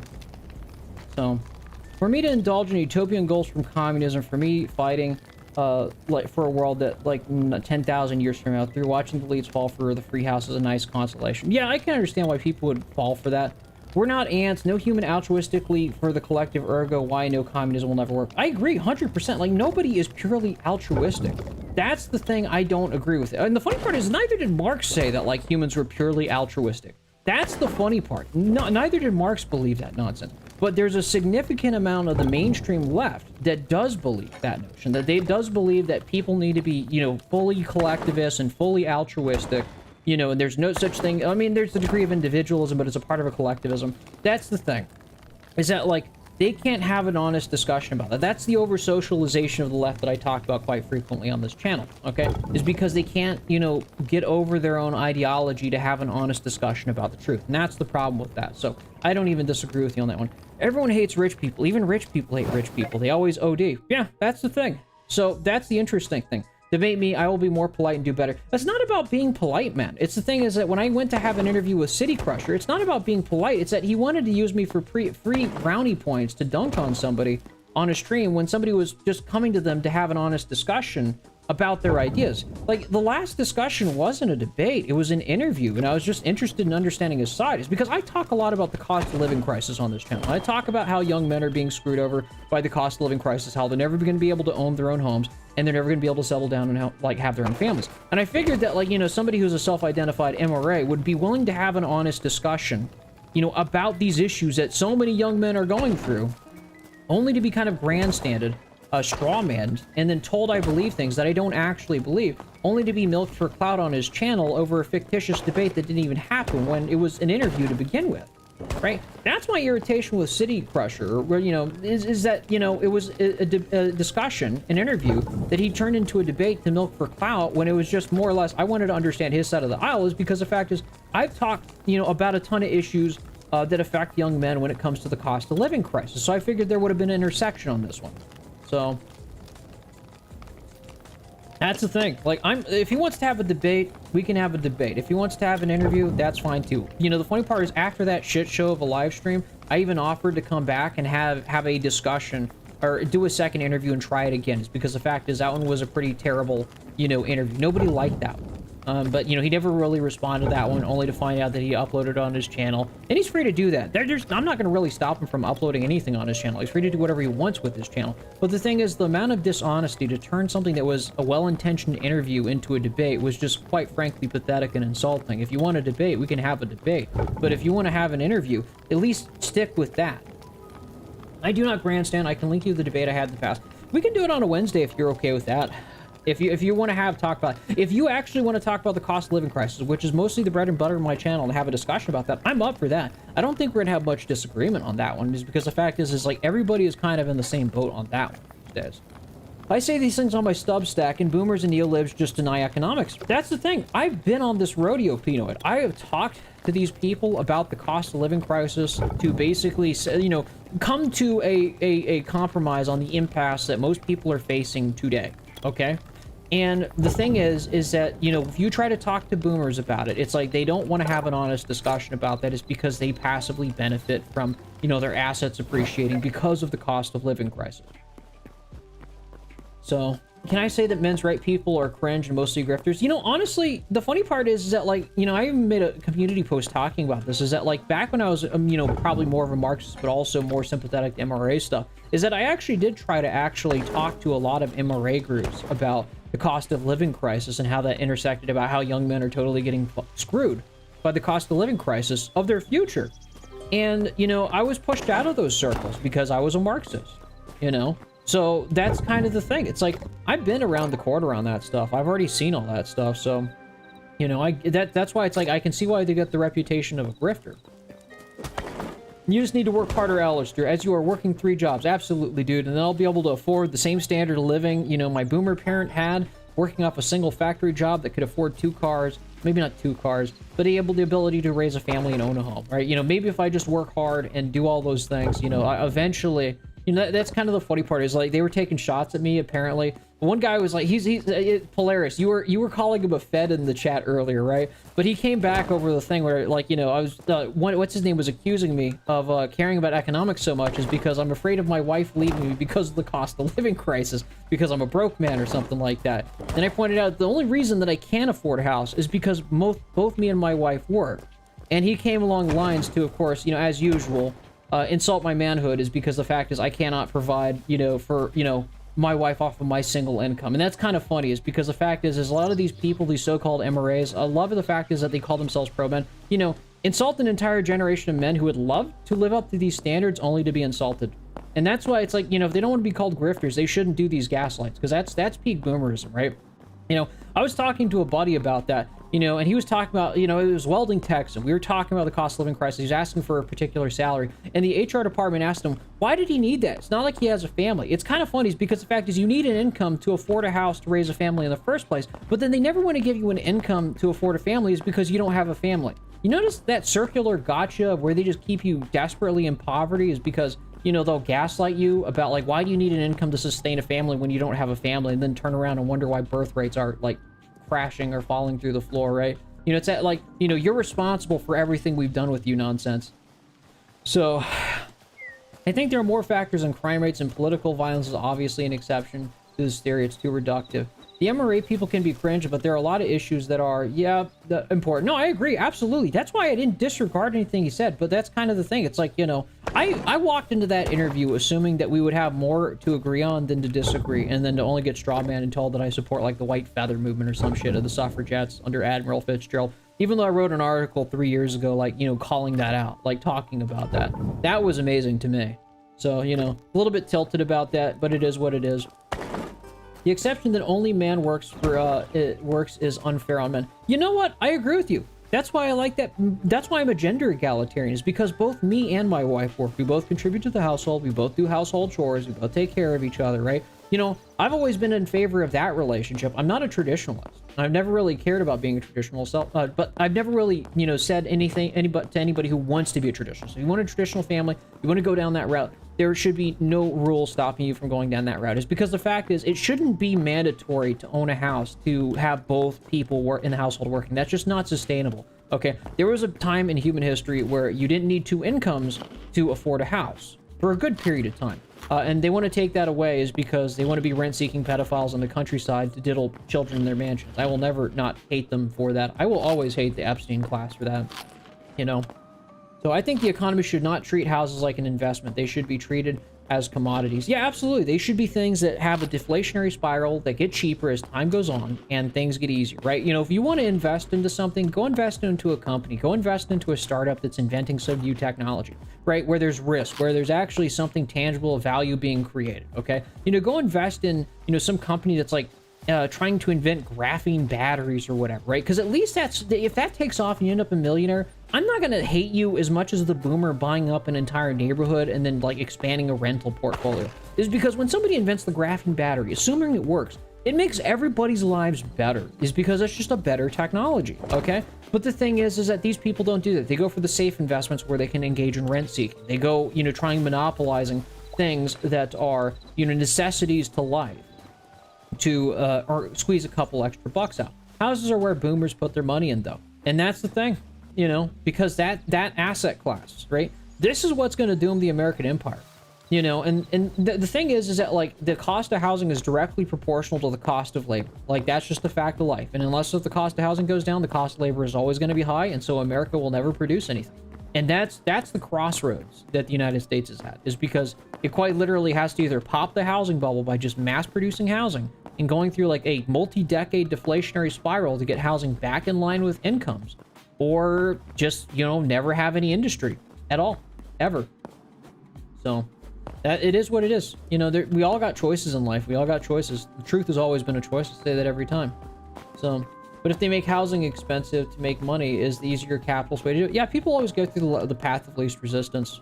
So, but at one point or another, the discomfort of just going with the status quo is just going to make it so unbearable that you either collapse or you do something about it. And there's really no other choice on this one. I'm fine with the housing bubble be popped. No, me too. Absolutely. Because the fact is housing should not have ever been an investment. And that's kind of the unfortunate part, is because I'm saying we need to pop the housing bubble. Even though like me and my wife own a property right now, and it's directly against my interest, okay? If I wanted to be self-interested, I would love housing to go even more. It's because the fact is that's money I could just pull out of it and just, buy other things, right? The thing is like, it's in my interest for that, short-term interest. I wouldn't say long-term interest, because it's against my long-term interest that my country literally implodes because of its own stupidity and greed, okay? But, it's in my short-term interest to want housing to go up. Yet I'm advocating against it is because the fact is there are bigger interests at play that are just going to cause a problem if it continues to go on. I'm not literally advocating against my interests, saying that housing should go down. Is because, think about it this way. Housing goes down. Housing goes down like 50 or 60% or something like that. And I'm technically on water. I lose my house. At least the average job can afford the average house, okay? And that's all that matters really at the end of the day. Can you put a roof over your head? That's what matters at the end of the day. The things that are actual bare necessities to life should not be getting more expensive. They should be getting cheaper. I want people to be invested in the economy and country. If we mire them in debt, that is thwarted. Loyalty is thwarted. That's the big second-order consequence that members of the ruling class don't realize. You can't expect people to be loyal and then, be loyal dogs when you can't even feed them. This is a tale as old as time. You want people to be a loyal gun, you have to throw them, a bone. You have to actually enfranchise them to some degree. But that's kind of the thing. That's why I made that video, who's going to protect you from your guards, Porky, is because I have like a strong sneaking suspicion. Watch it turn out that these people have been watching my videos the entire time, and they're like shaking in their boots. Like, I am partially convinced, like, members of the ruling class watch my videos is because they know deep down I'm right. And that's kind of a wild thought to think about, is because I've always found, very often is that when I talk about something like a month or two later, they end up parroting the exact talking points I made like months ago. And it is kind of funny to watch that play out. I'm gonna go see if I can find that poisonous lake down there. Okay. But yeah, no, that's kind of the thing. Consequences of my own actions. Like, Peter Thiel's talked about enfranchisement for a while now. And he's probably been more of one of the more self-aware members of the ruling class, and that's why he's kind of fleeing to Argentina. But that's kind of the funny thing about, like, Argentina is that, like, their working class is definitionally less enfranchised than the American working classes historically. So, like, the thing is, if you want to talk about radical left communist labor movements and anarchist movements, Argentina has plenty of them. Like, way more than the United States, is because they didn't, this is a proxy state of the United States, okay? So the thing is that, like, their people are not enfranchised. They're literally just kept back by the might of the American empire, okay? These people, as soon as that might gives up, it's like they're just going to revolt. What do you think of Jimmy Dore? I feel he points out the problem, but he doesn't offer much solutions. You offer actual solutions more than he does. Fun fact, I used to watch Jimmy Dore a lot back in the day, back in 2020, when I started going more economically left, like after the COVID thing happened. Okay, fun fact, lore dump about Jimmy Dore. I used to like Jimmy Dore. But the thing is, here's the funny part. It's like, back when COVID was happening, and, you know, I saw the same things happen that happened in 2008. You had the payroll protection program, which, like, anybody who could read between the lines was realized it was going to, like, most of that money in that fund was going to be given to corporate executives so they could still lay people off. You know, it was just basically a repeat of 2008, where they were going to use the state to basically, quote unquote, in the name of protecting the worker, give rich people a bunch of money. Okay? And so I remember watching Jimmy Dore, and I was starting to go economically left, and so Jimmy Dore was one of the people I actually did watch back in the day, back in 2020, right? And I remember when he was really doing Force the Vote, right? I was on the more Donald Trump side of the aisle, not so much at that time, but prior. And, you know, I did still like Bernie Sanders to some degrees because he talked about a lot of the issues I cared about, but in a different, you know, perspective.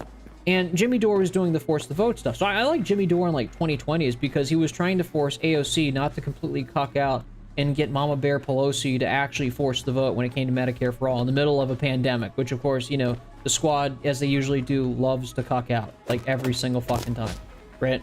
So the thing about it is that, like, I did watch Jimmy Dore for a brief period of time. I liked the guy, but the thing is, I haven't watched him in years. I don't know about him as circa 2026. I watched him a lot between 2020 and 2022. And that also kind of pushed me to the economic left. The cost of living crisis hadn't really gotten as bad back then, okay? You know, it was still bad. You know, COVID was really kind of in full swing, but it wasn't until, like, 2022 where I began to really feel it. Rents skyrocketed, and then we got significantly poorer just because of rents. And did I start, like, really going to the economic left side of the aisle? No video games. What would you like me to do, Negus? I like to keep it up. What would you like me to do? I'll suspend the stream. I'll do a different kind of stream. What would you like me to do? What would you like me to put on the screen? I mean, to be honest, I do a lot of gameplay commentary, so it is what it is. But I used to be like a pretty, you know, common watcher of, like, Jimmy Dore, you know, in the early 2020s. I just stopped watching him, not because I ever disliked him. It's just the fact is, it's like, you kind of change what you watch every once in a while and just move to different things. So, workers pay all taxes through income tax and payroll tax. Did you watch Secular Talk, Kyle Kalinske? Yeah, I used to watch him back in the day, you know. I saw, like, that's kind of thing. He's kind of more on the Democrat side of the aisle. He's more like the kind of the secular stuff. He sometimes he talks about some class issues, but it's like, you know, it's from your standard, like, you know, center-left Democrat Party stuff. I don't have an issue with him. I watch some of him some of the times. I know one of my buddies watches him a lot of the time, but yeah. Being a communist cannot be reconciled with video games. GameCube will be smashed. Alright, man, I'm going to lose my Nintendo Switch while I'm at it. I used to be a staunch conservative, but in the last I'm disappointed in our government and elites. You know what? I used to, back in the early 2020s, FJB, like fuck Joe Brandon, right? I used to, unironically, you know, you saw my earlier videos where I do an interview with Paul Cockshot about economic planning.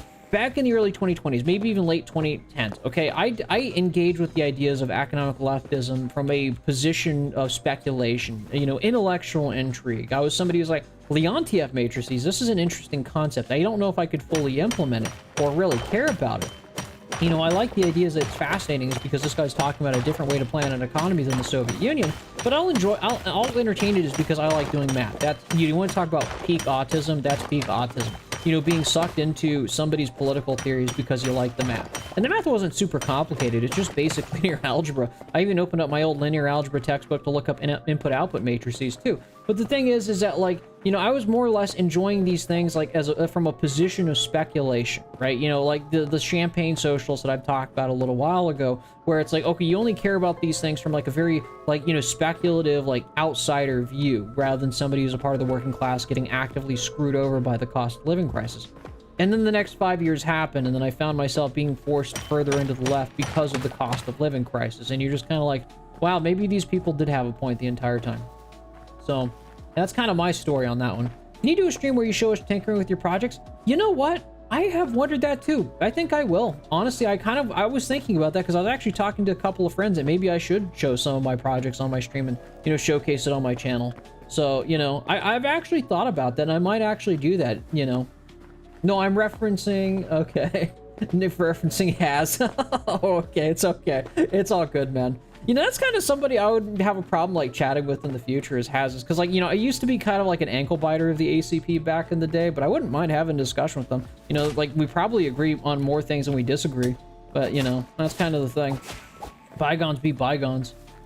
So, if a revolution were to happen in the US, how do you think the US will look after the fact? Oh god, there's so many different ways that could possibly go. It could go full balkanization, it could be a slow collapse like the Roman Empire, or if it's like what I'm advocating for, a dictatorship of the proletariat and like the seizure of power. What is that down there? So like the thing is that like there's a million ways it could go about it. It could Serbia and Bosnia, or that part of the world's the Balkans, where it's just like constantly in a state of like perpetual civil war or something like that. It could go a million different ways, but if it was like under a dictatorship of the proletariat where the working class seized power, okay? The funny part is, even if we did have a dictatorship of the proletariat, we'd probably still have like capitalist firms existing within society, you know, engaging in free trade, just because it's economically more efficient, right? You know, some things would be brought into the planned economy, some things would be left as private firms, maybe turned into worker cooperatives or whatever, right? So what it would probably look like, you know, at that time is like, you know, you could imagine having worker councils and stuff like that, but capitalist firms would still be allowed to exist as long as they're like not a super nuisance on the society as like a planned economy is being set up, right? You know, you're liquidating like the landlords or whatever, and then you're starting to, you know, seize boomers of their properties. Maybe boomers will tell boomers, you know what, you get to keep your Medicare, you get to keep your Social Security, you get to keep your no property taxes, but you must give up all secondary properties to like, you know, other people. Like that's probably how it would go, in my honest opinion. The ACP has always been fairly harsh on me. Like, I wouldn't mind, you know, reconciling at one point or another with them, but the thing is the problem with the ACP is they tend to make enemies with people who, like, even mildly, like, agree with them. Like, that's the thing. It's like, the ACP, I've criticized the ACP, I've criticized, like, Infrared and Haas, given my 2 cents, and I used to try and reason with them back in the days, and they used to kind of just insult my lack of an audience, like, a couple of years ago, and so eventually I just kind of walked away from them.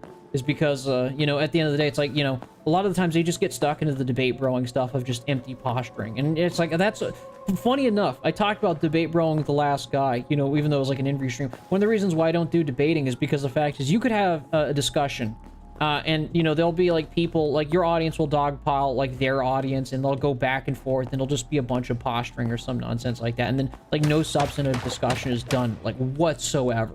Okay. And so that's the reason why I don't really do debates, is because the fact is it ends up being a waste of time. It comes up with a bunch of empty posturing of who can own who. And like, don't get me wrong, I can insult people all day, but it's by and large a waste of time. I'd rather have a substantive discussion about ideas than necessarily, you know, engage in like blood sports, like, you know, posturing or some nonsense like that. So that's why personally, I think that's why the debate sphere is also dying. Is because at the end of the day, it's like, you know, you can only entertain it when you for so long. Like insulting people is fun for a little while, but after a while it just gets fucking old, and you just want to have a discussion, talk about the ideas. It's like, you know, people are like insulting people left and right, but then you just want to talk about the issues that you care about, like the cost of living crisis. Neither side's really willing to understand the other, and so like nothing really actually gets done, and people just eventually quietly check about it. You know, the funny part is I started my channel off as like a debate YouTuber. I tried to find other people to debate and have discussions with. And the funny part is when you don't really have an audience, it doesn't really work out for you, is because this is how debates work every single time from the perspective of a content creator. Is that you go to debate somebody, and then a bunch of people turn out for that debate.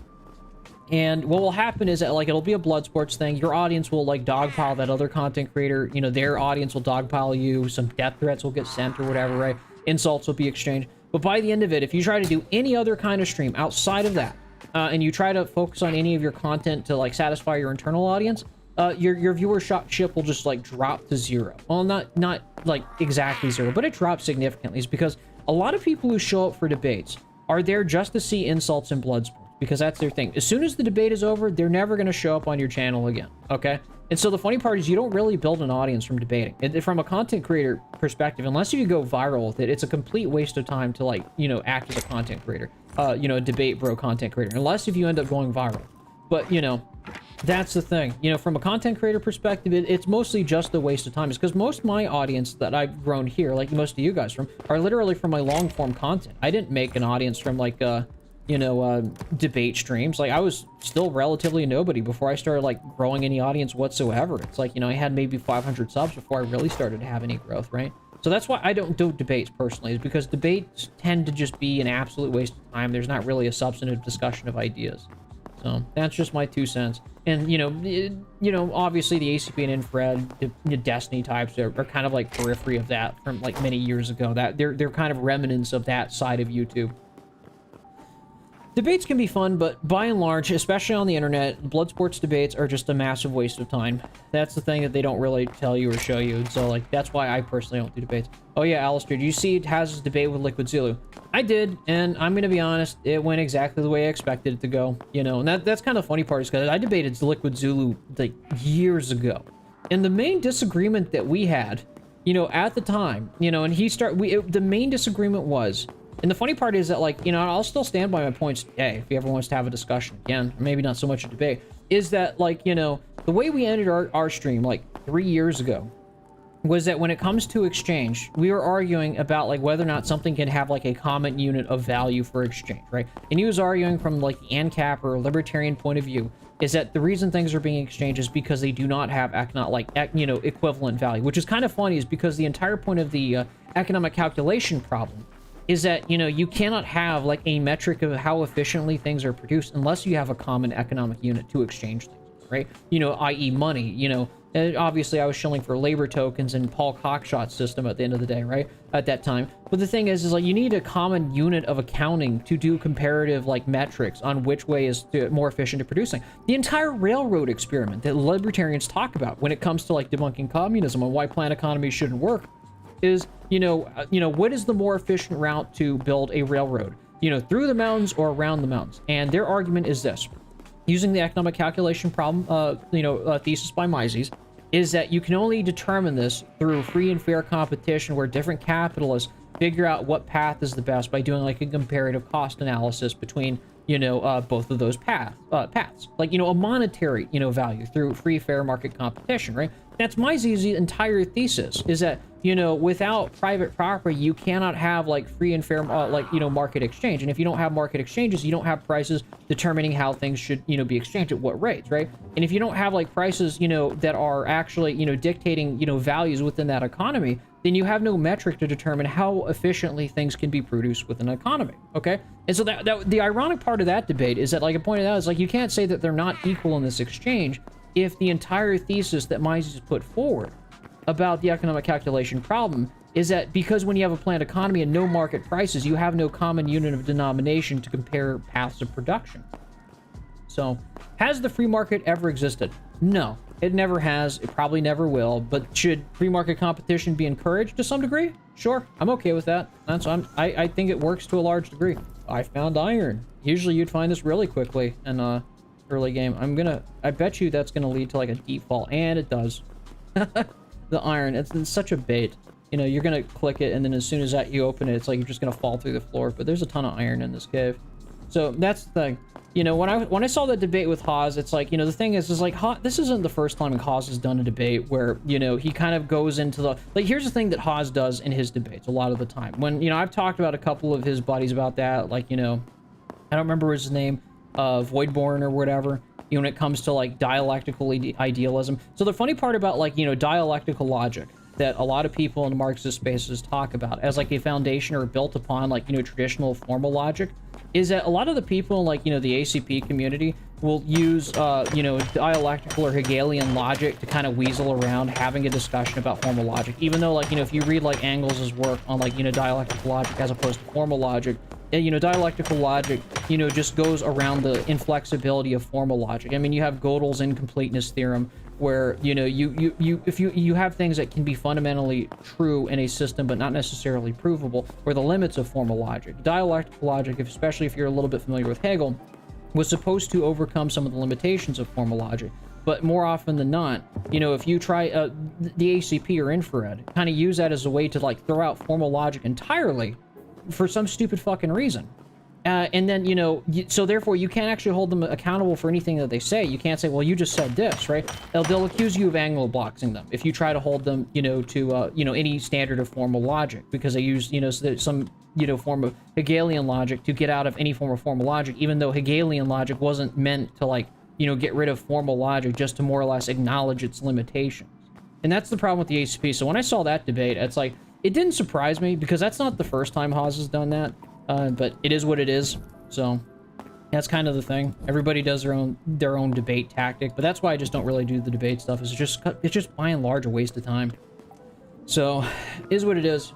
Railroads are awesome. You can take my train from Home City and perimeter around us. A lot less than the Greyhounds to boot. Yep. Like, we can have free market competition for consumer goods, but commanding heights are planned in real time. That's where I'm at. Like, things like, you know, mass steel production, which you need to meet national quotas, is because if you had shortages on those scales, it would have devastating consequences, or coal to power plants or something like that. Yeah, we need a planned economy for that, and that's just something that's just genuinely more efficient. And so, like, that's something that probably should be done. But things like, you know, small consumer goods, that should 100% be done by, like, you know, market economy, worker cooperatives, mom and pop shops, or like private capitalists, right? You know, that's something that's optional. It's not a requirement to participate in civilization. It's not. Yeah, it has those troll a little bit. Sometimes it is pretty funny, you know. So, one thing I've just kind of, you know, gone with is that, like, you know, some people have their strengths and weaknesses within, you know, their different sections of the internet and political aisles. So, it is what it is. But, you know, all my criticisms of, like, the ACP and, like, infrared are, you know, old as shit at this point. And it's like, you know, I've said my talking points for years. You know, so, but I just don't go out of my way to really talk about it, because it's just like, they're gonna do their own thing. That's the thing. You can tell people, you know, something, and they'll just completely disregard you. So, it is what it is. That's why I kind of like, even with my YouTube channel, you probably notice, like, the way I talk about topics. It's like, you know, you'll see, like, all these people go on debate streams, like, I gotta prove this, I gotta have this discussion and stuff like that. And I'll just, like, you know, I won't even do that. I was like, you know, if you don't believe me, that's totally okay. There's been multiple times, even on my own channel, where my entire audience has disagreed with me. And I'll be like, okay, cool. I'm gonna make a bet against my own audience. And, you know, maybe it'll pan out. Maybe people get a quick dunking, say, you know, Alistair is wrong. Or maybe I'll get a, you know, quick dunking on, you know, the people disagreeing with me and say, haha, I'm right, or some nonsense like that, you know. We should nationalize more infrastructure. Railroads, you know, networking infrastructure, what have you. Those are the things that probably should be nationalized. Any party is better than the ACP.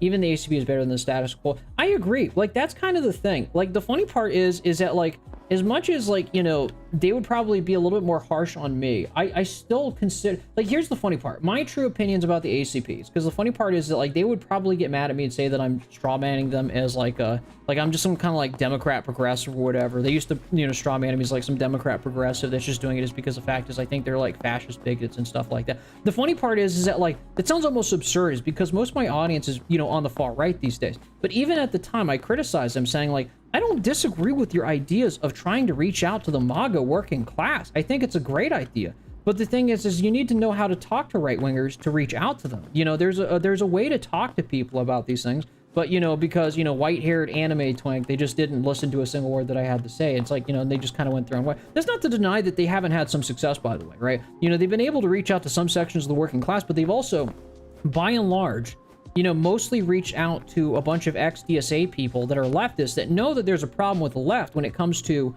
you know, reaching out to the MAGA working class. It's just the fact is they just don't know how to.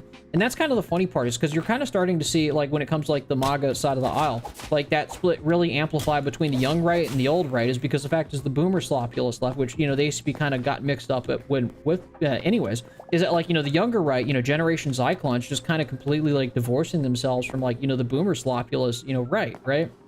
You know, so, you know, that dynamic's been coming out in full force. You're kind of seeing that split within the right, you know. It's been going on for some time, but yeah. MAGA communism is the true path to utopia. I guess you could say I was a MAGA communist before MAGA communism was a thing, man. Because, like, you know, even when I voted for Donald Trump in 2016, like, I was sympathetic to the ideas of bringing back manufacturing to the United States, right? You know, Trump would say, you know, China's eating our lunch. They're taking our industry and manufacturing to China or something like that. And, you know, I'd be like, you know, that's pretty terrible. We need to bring back manufacturing and industrial jobs back to the United States. And, you know, and part of me wanted to believe that a second term would have done something to actually bring back manufacturing and industry of the United States. And, of course, I was not disappointed to only find out that, like, what he means about being pro-blue-collar working class is being anti-white-collar working class and owning the evil tech elites. Yes, I've seen so many comment sections like that, you know, just taking, you know, shots at white-collar workers who are, like, losing their jobs in this kind of great offshoring event. It's like, you know, they didn't bring back, like, blue-collar work. They didn't bring back manufacturing. They just started offshoring white-collar work and then called them elitist for it. It's pretty amazing, like, how people will do shit like that. Yeah, that's kind of the thing. There's another thing I also tried to tell the ACP about that, and that's not to say take shots at, like, you know, the whole, like, machismo LARP stuff like that, right? You know, giving welfare to men in society. That's kind of the funny part, is because back when I was more sympathetic to MRA groups and stuff like that, I also pointed out if the left wanted to be able to reach out to working class men, they have to acknowledge that there is a common problem when it comes to, and this rat's gonna start a bunch of shit. The problem is that culturally, young men, or just men in general, are told their entire lives is that they're, you know, they're basically products of utility. They're meant to do things. They're both supposed to be productive members of society. They're not allowed to have weakness. They're expected to do certain cultural traditions. They're not allowed to cry, whatever, right? You know, there's a whole bunch of cultural expectations upon men on how they should act in society. And this guy's gonna start a fight. And so the thing is that, like, their entire lives, they're told that their entire, you know, thing is to be as independent and, oh, this guy's starting so much stuff, right? And not ask for help as much as possible. And that, you know, and in a culture that if a man asks for help in a position of weakness, he's looked down upon or shamed for it, right? Is that, you know, you have these cultural forces at play. And so, like, somebody who identifies as a self-socialist that says, like, you know, shows up to men who have been told this their entire lives, that asking for help is weakness or whatever, right? You know, a socialist walks up saying, we need to create a society where people care about each other, people are empathetic, we should all take care of each other. You know, and you're a young guy, you've been told your entire life that you're supposed to be self-sufficient, you're not supposed to ask for help, you know, that asking for help is weakness. And then all of a sudden, this person comes up to you talking about creating a we care society where everyone helps one another. It's like, you know, first you might call that gay as a guy, okay? Or at worst, you'd be like, you maybe become slightly resentful of it, is because the fact is your entire life you've been told never to ask for help, that you're supposed to be relied upon, not that you can rely on anybody else, you have to solve all your problems on yourself. And all of a sudden, you're told that you're evil and privileged and that, you know, but we also want to create a society that's empathetic and caring for everybody, but then they don't mean you. They mean you be, you know, empathetic and caring for everybody else, which is what you've already been told your entire life. And so therefore you become a slight bit resentful over that narrative, right? And the left doesn't, I've tried to pitch this even to the ACP. It's like, you know, the left, it's like, you know, if you want to be able to reach out to, like, you know, young men, you've got to address these issues, these cultural, like, you know, expectations that kind of existed, because the fact is, it's like, yeah, you know, you're gonna have a tough time reaching out to them if they've been, you know, programmed this entire way to be seen as disposable utilities. I'm not saying, like, men shouldn't, like, you know, help out their communities and help people out, but this is a cultural force that's going to dissuade, you know, young men forever caring about, like, you know, anything related to socialism, welfare, or whatever, right? You know, yeah, make American engineers great again. Yeah, I agree. All workers deserve welfare. Yeah, I agree too. I think we should oppose the progressive left to get more men into the communist movement, as the progressive left is the bourgeois. See, the funny part is back when and this is probably more the justified hate the ACP gave to me, is because I tried to reach out to that progressive left years ago. Now, I don't necessarily hate the progressive left, but I tried to reason with these people about caring about workers' issues, but every single time I tried to talk about the cost of living crisis. You know what the most common response I got was when it came to talking about the cost of living crisis? There, you know, you're a first world worker. We need to care about workers of another country, so that there's no actual Western working class, and so you know, you're a treat right if you talk about, like, house prices or something like that, right? I originally tried to reach out to a lot of the progressive left about these things, and I was mostly ignored for that. And I realized as time went on, and this is not a shot to, like, gay people or trans people or, you know, feminists or even, like, you know, anybody else from any other group. It's the thing is that, like, I realized the reason that they care about these politics was not because the reason they never talked about working class politics was not because that they didn't care about working class politics. It's because the fact is they weren't necessarily working class, but the things is the politics that affected them most were these cultural issues, and that's what they talk about 100% of the time. Like, don't get me wrong, they would talk about how they care about the working class in an abstract sense. I have an old short on my channel about that, but they would never concretely talk about anything that actually affected the working class, and you will see this. You know, and so the thing about it is, you know, I ended up giving up on, like, the standard progressive leftists, is because even though they say in principle that they care about the working class, if you ever talk about anything concretely working class issue related, the cost of living crisis, free healthcare or whatever, right? You will notice that all of a sudden, you know, there will be no response for it. They don't have any original thought about it, and they'll just go back to talking about cultural issues 90% of the time. And the 10% of the time they say they care about the working class is really just kind of like, you know, a virtue signal more than anything. And they might actually genuinely believe that they're pro-working class, but, like, in practice, it's like, you know, they have nothing to say. They'll never talk about the average house price because they'll call each other treatlerites or some stuff like that. Progressive leftists think that all Americans are well off and privileged and the trans rights would somehow solve everything. That's the problem. Like, they get stuck in the cultural issues, and it's like it's not that they don't want to talk about the working class issues. They have no vector to substantively talk about any class issues. And that's why, by and large, I think the reason why, like, the left is majoritarily hated within this country is because of that fact. And it sucks. It is what it is. It's because the fact is I had to overcome it. I had gaslighters in my comment section for the longest time, you know, talking about the cost of living crisis, you know, in my own comment section. So that's kind of the thing. It's like, I know where these people are coming from. Like, I mean, I've debated people who are like this, and it's like, yeah, I remember even asking food shops, like, you know, who paid, like when we were talking about the cost of living crisis, like 3 years ago, by the way, you know, how much do you pay in rent? Oh, I don't pay my own rent. And, you know, that was the end of that. It's like they're not paying their own bills. And it's like they're not deficient. They don't live on their own. They're not, you know, members of the working class that have had to pay their own bills so they don't end up homeless, right? And so that's kind of the thing. They care about cultural issues is because that's the immediate issue that affects them first and foremost, not working class issues. Looking into old failed systems will not change anything. It will have to be something entirely new to fit in with the current time period. I agree, absolutely. I'm not just here to be like a repeat Marxist-Leninist. It's weird how MLs all hate men and Westerners. Yeah, that's kind of a weird one, is because if you look at, like, you know, the MLs, like, within actual, like, communist countries like China, Russia, or whatever, right? It's like, you know, they don't do that crap. Like, even the ACP has tried to resurrect that notion, too, and, like, turned it on its head, is because even they recognize, like, you know, that's just not true. But that's kind of the thing. But for some reason, it's like within the Western states, that seems to be the case. Okay? Liberals are status quo. Their leftist stance is just a side. Oh, it is. It's the leftism that liberals talk about is the leftism of, you know, what they mean by leftism is not pro-working class politics. It's not about social democracy or anything related to that. What they mean by leftism is infinite open borders so capitalists can have free labor, and then, like, maybe a couple of cultural issues that they, you know, go on, like maybe gay rights. That is leftism to most liberals. And so the thing is that, you know, by de facto, it's like, I'm not really any of those groups. It's like, that's kind of thing. It's like, you know, when I say leftist, I mean like working class issues. I want to talk about the cost of living crisis. But these people, like, they will never talk about it. So that's why I say maybe alt-left is a better term to describe myself, a labor leftist. Because they're liberals, not leftists. Yeah, I can accept that. Progressive leftists would put free healthcare on a shirt for overpriced merch, but then shame men for crying about the cost of living crisis. It's that exact double standard, the reason why so many young men hate the left. Okay? Also, the progressive leftists shut up when the minorities claim to represent and inquire about material solutions to their issues. Yeah, I agree. Combine the left and right brands. We need both sides of unity. Absolutely agree, Bob John.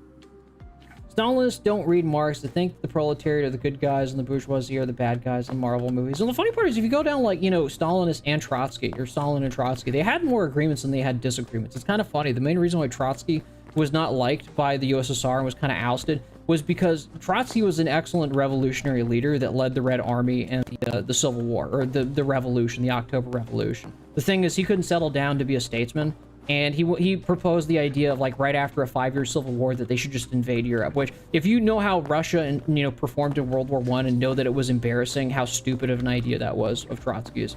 And so essentially he got booted out of the Soviet state because he's just retarded.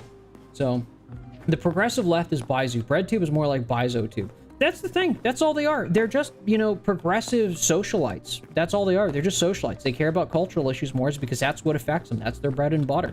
And so the fact is like, when I say I talk about working class issues, I'm saying that is because the fact is that's what affects me immediately. So that's my politics. You can't help the third world without taking down this country. We have to change this country before anything changes in the third world wise. Well, the funny part is, like, you can't help the third world without taking down this country. Even that notion, okay, that's kind of true. I understand and sympathize where you're coming from. But the thing is, the United States, like, look at how it's doing with Iran. It's not going anywhere. The United States is a dying power. It's quickly turning into a regional power because of its own incompetence, corruption, and retardation. It's like, the thing is like, you know, the third world doesn't need, you know, some disenchanted Westerner to help them, you know, oust, like, Western imperialists. Like, the Western imperialism's already dying is because the West is retarded. It's like, so the thing about it is that, like, and this is why I never really got into the multipolarism camp, is because the fact is the United States is already a declining world power. You know, it can't even touch Iran. And so the thing is that, like, to actively, like, oppose it, it's like, you know, it's already declining. It's because of its own stupidity. And the third world is going to handle itself just fine. The rest of the world is... I said this in one of my older videos. The rest of the world is going to move on with or without the United States. And it looks like it's going to be without the United States because the United States is retarded and arrogant. Okay? And that seems to be the path that's going on. Right? You know, the third world does not need Americans' help to basically stop American imperialism. American imperialism is already more than enough retarded to destroy itself. And so, therefore, I'm focused on the affairs within the United States, personally of my own country, while still being anti-imperialist, recognizing that fact that, you know, America is pretty much going to be geopolitically irrelevant in 30 or 40 years. So, that's my take on that one.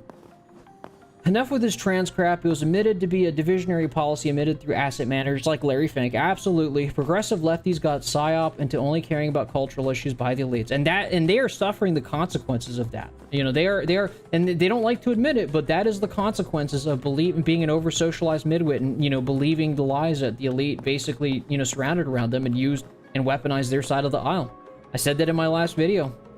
Trotsky appeared to want to export the revolution. Yeah, and that's the reason why he got booted out of the Soviet state, is because he was kind of retarded. It's like, you're not going to be able to take on an industrial power from a feudal state that literally just got over a 5-year civil war. Like, that's retarded. That's the reason why he got booted out of the Soviet state.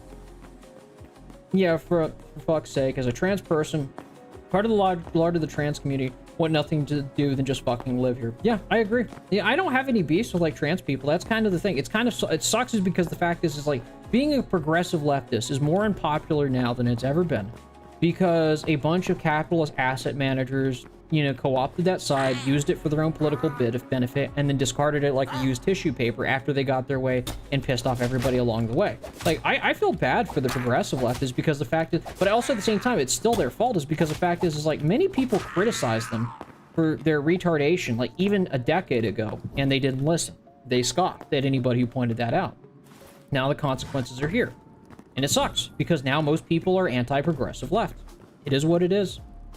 So, I didn't care about trans until they went after the kids in schools. You know, I was even talking to a buddy of mine about that too, especially with, like, you know, gay peoples. Because, like, when we were in college, you know, he didn't have a problem with gay people, but he wasn't necessarily, like, super pro-gay either and stuff like that. But as soon as they started talking about kids, and, like, there were a couple of propaganda campaigns about that, it's like, all of a sudden, he's like, nope, I don't like gay people. I don't believe gay rights should exist. Like, a lot of people literally change their political opinions because of that shit. And it sucks. I feel bad for the progressive left, but, like, what can you do?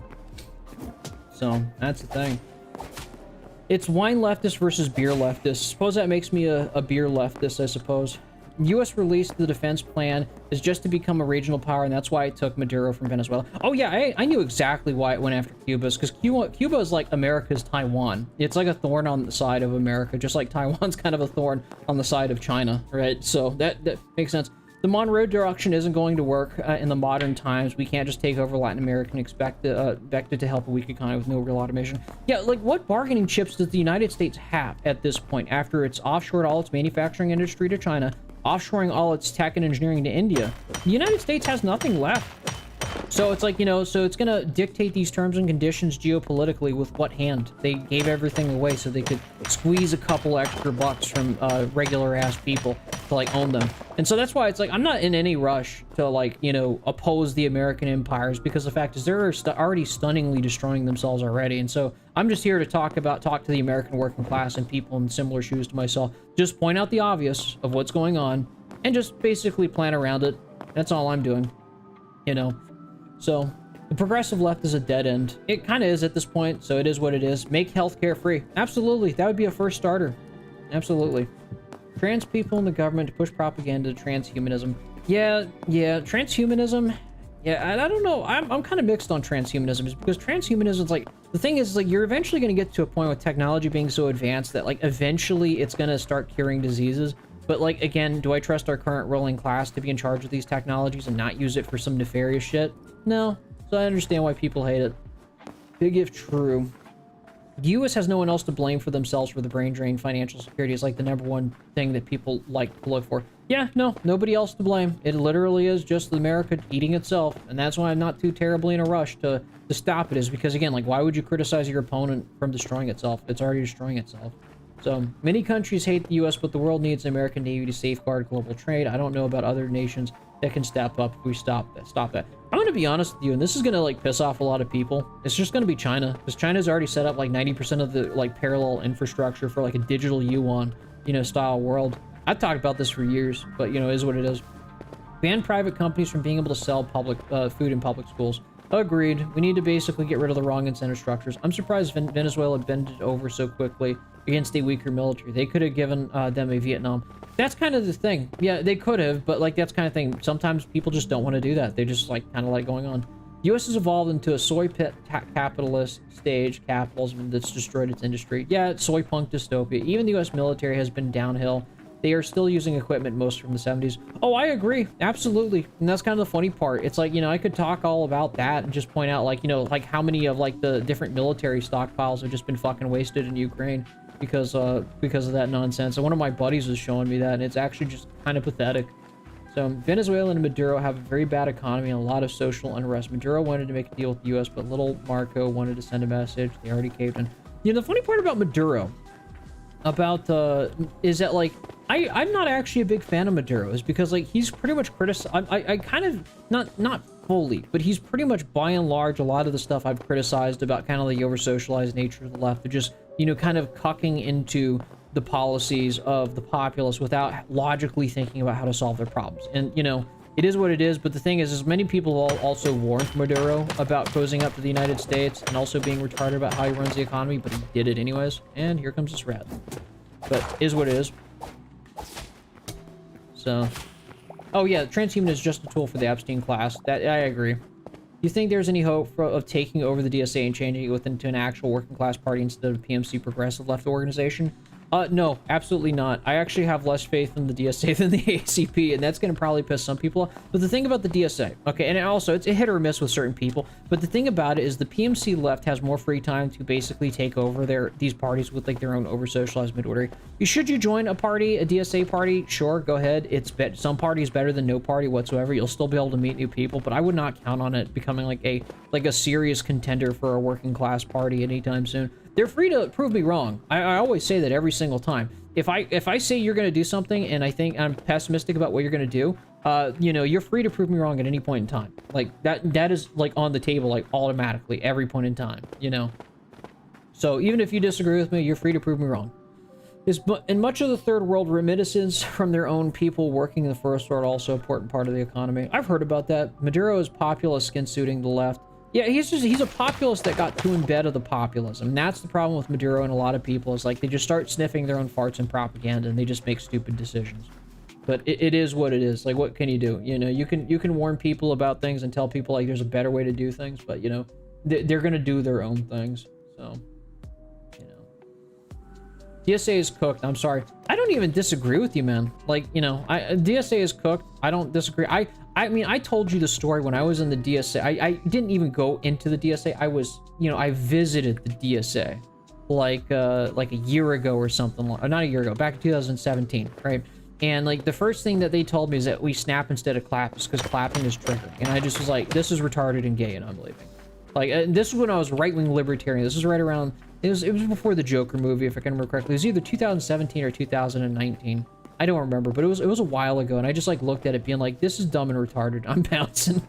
So, you know, like I said, DSA is free to prove me wrong. I don't even know what cave I'm in. I'm just trying to figure out so I can get out. So I got a whole ton of iron now. I want to go smelt it so I can get some like iron armor and just kind of upgrade, because I'll just have to figure it out.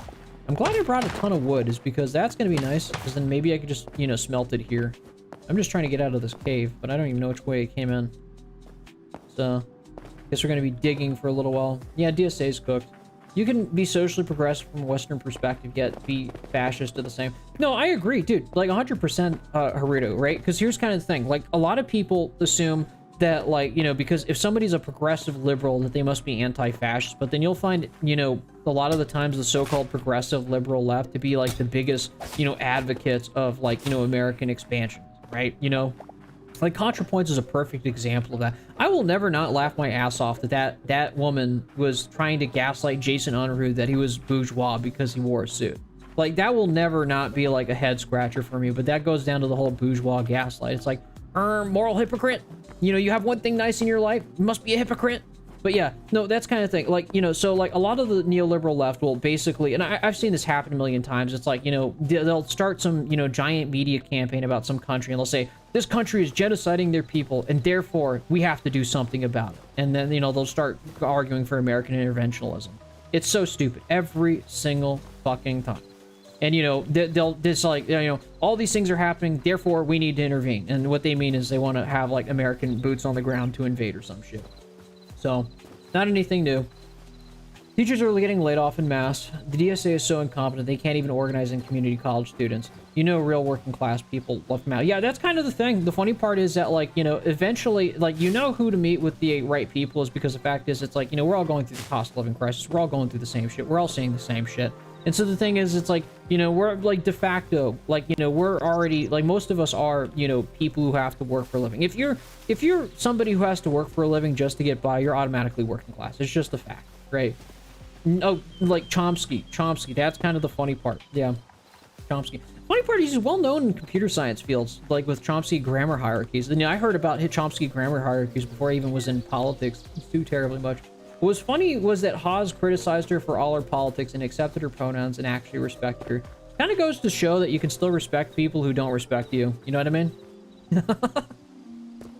So that's just such the way the thing is. I try to be respectful to both sides, but unless you want to like come out like rolling with punches, it's like I usually try to be respectful about most things. So Noam Chomsky's daughter was my history professor. She's kooky. Yeah, I could believe it. I don't know. You're talking about like those kinds of like, you know, they are the luxury politics leftists that I talked about earlier in the stream. They care about the working class from a benevolent angle, right? And I've had those people come into my chat too, you know, saying like, you don't care about the working class comrade or some nonsense like that, as if I'm some kind of alien product that's talking about the working class as like an external subject. You know, they'll come in and try things like that, you know, where they'll just like try and box you out from ever having a discussion about the working class because all of a sudden you'll not be the working class. So syndicalism failed in both Spain and Italy. Do you see how Trump is using 401ks to artificially inflate IPO, SpaceX, and like Anthropic? You know what's even more criminal is them using 401k liquidity to buy out homes and then drive up asset prices so they can make everybody aliens in their own homelands. Because BlackRock actually does that, and so does Blackstone. Like, you know, you got to look at your 401k to see what your money's going towards. Is because it's unethical, like what these people use your retirement money for as liquidity to fund their stupid, psychotic little projects. It's pretty evil. He was known for being controlled opposition a while before that, you know. So, I work every day to get by mentally, but sure, I could do a VA disability, but I was like, nah, why would I do that? Yeah, fair enough. So, I don't know. Let's see if we can get some, you know, iron from above. I just came out of that cave. Which way did I go? Okay, I think it was that cave. I literally just got a whole bunch of iron, and I didn't even smelt it because I'm retarded. Been chatting too much. Okay, this is the way out. Anthropic is Enron in the 2020s. All these political ideologies are just LARPing to be National Socialists. You know, that's kind of the funny part. Like, Hitler was probably closer to a Bonapartist figure than, like, you know, people would like to admit. And because Hitler was this Bonapartist figure that conquered all of Europe, it's like now everybody is, like, essentially kind of, like, glazing him. Because, like, you know, he took on all these powers. He fought Russia, the United States, all these mega world powers. It's like, I mean, Napoleon Bonaparte did the exact same thing, right? That's why I say, like, Hitler was probably closer to a Bonapartist figure than most people would like to admit. But, you know, the consequences of that is that you get, like, edgy 16-year-olds and 15-year-olds LARPing as Nazis. It's kind of funny. Michael Parenti's book on media manipulation is better in my opinion. The funny part is what Michael Parenti and Chomsky are talking about is essentially and virtually the same thing. And really that's just downstream of the fact that people really only kind of like promote what they talk about. They promote their own thing. It's not really a surprise because the fact is within these media apparatuses, they only promote narratives that benefit their side, right? You know, it's like, oh, you talk bad about Rupert Murdoch and you're employed by Fox News. It's like talking bad about your employer. Right, that's kind of the funny part is because the fact is it goes to show that even these so-called media outlets that are supposedly free speech aren't actually free speech. You know, yeah, like the fact, like it sucks, but it is what it is. It's like, you know, they'll have like a giant media apparatus and you'll get shut down, you know, because you're like Tucker Carlson or whatever, you know, and they'll claim to be pro free speech, and then they'll like boot you out or basically shut down your discussion. I'm more on the pro-free speech to the side of the aisle, and yes, I'm aware of, like, you know, how people say yikesy shit all the damn time, but I don't really care because that's just, like, you know, that's just the cost of free speech, and I think it's just objectively better when people can have a difference of opinion than, you know, trying to control the narrative or whatever, right? And that's what our elite tries to do. They tried to, for a long time, to basically control the discussion and shut people down, but that just never works.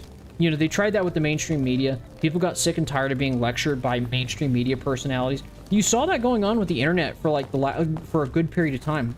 is where, you know, they tried to centralize, you know, social media, where a handful of media figures would dictate the narrative, and then people just started walking away from that stuff. Because, you know, a one-way dialogue gets very boring after a while.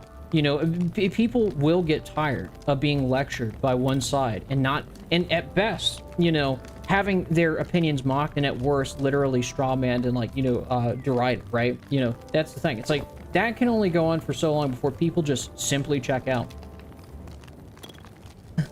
Free speech should not exist because anti-communists are annoying. Thomas Jefferson was very based on his economic views. Founding fathers were all white supremacists, so, like, yeah, we like them, obviously. Yeah, I guess. I don't know.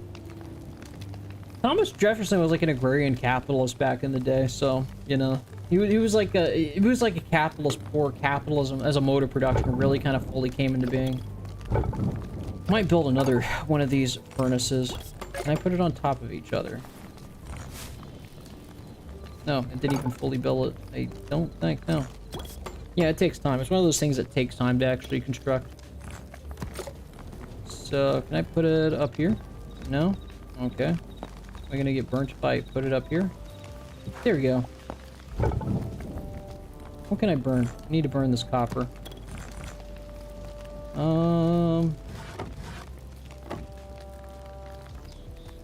Guess I'll just burn this wood. I don't want to burn the stick, you know what I mean?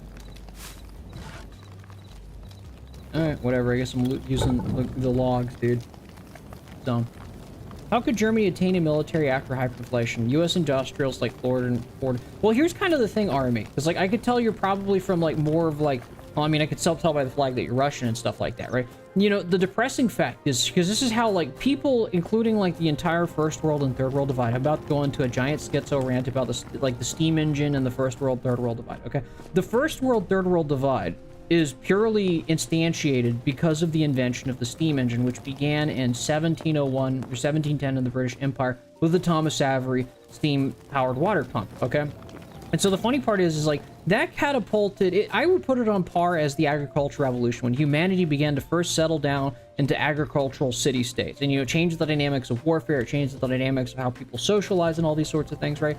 And so, you know, it changed the dynamics of, you know, warfare for the British Empire as well. And you can even look at the Napoleonic Wars, where, like, you know, Sadi Carnot, a physicist, you know, very famous physicist, was talking about that he attributed British naval might to the steam engine.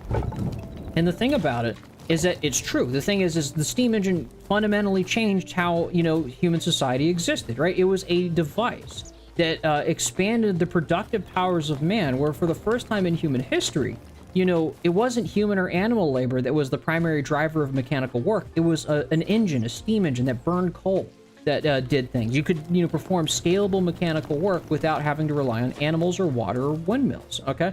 And so the thing is that caused a significant change in how people produce things. It was, you know, pretty much by and large the reason for the rise of the British Empire in the 19th century. It's also the reason why, as it spread throughout the Anglosphere, countries like France and Germany were also some of the earliest European countries that were able to industrialize.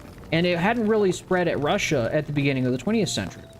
The interesting thing is, because if you look at the emission curves, the CO2 emission curves by country between Russia and Germany, Germany had like 10 times the industrial capacity as Russia in World War I.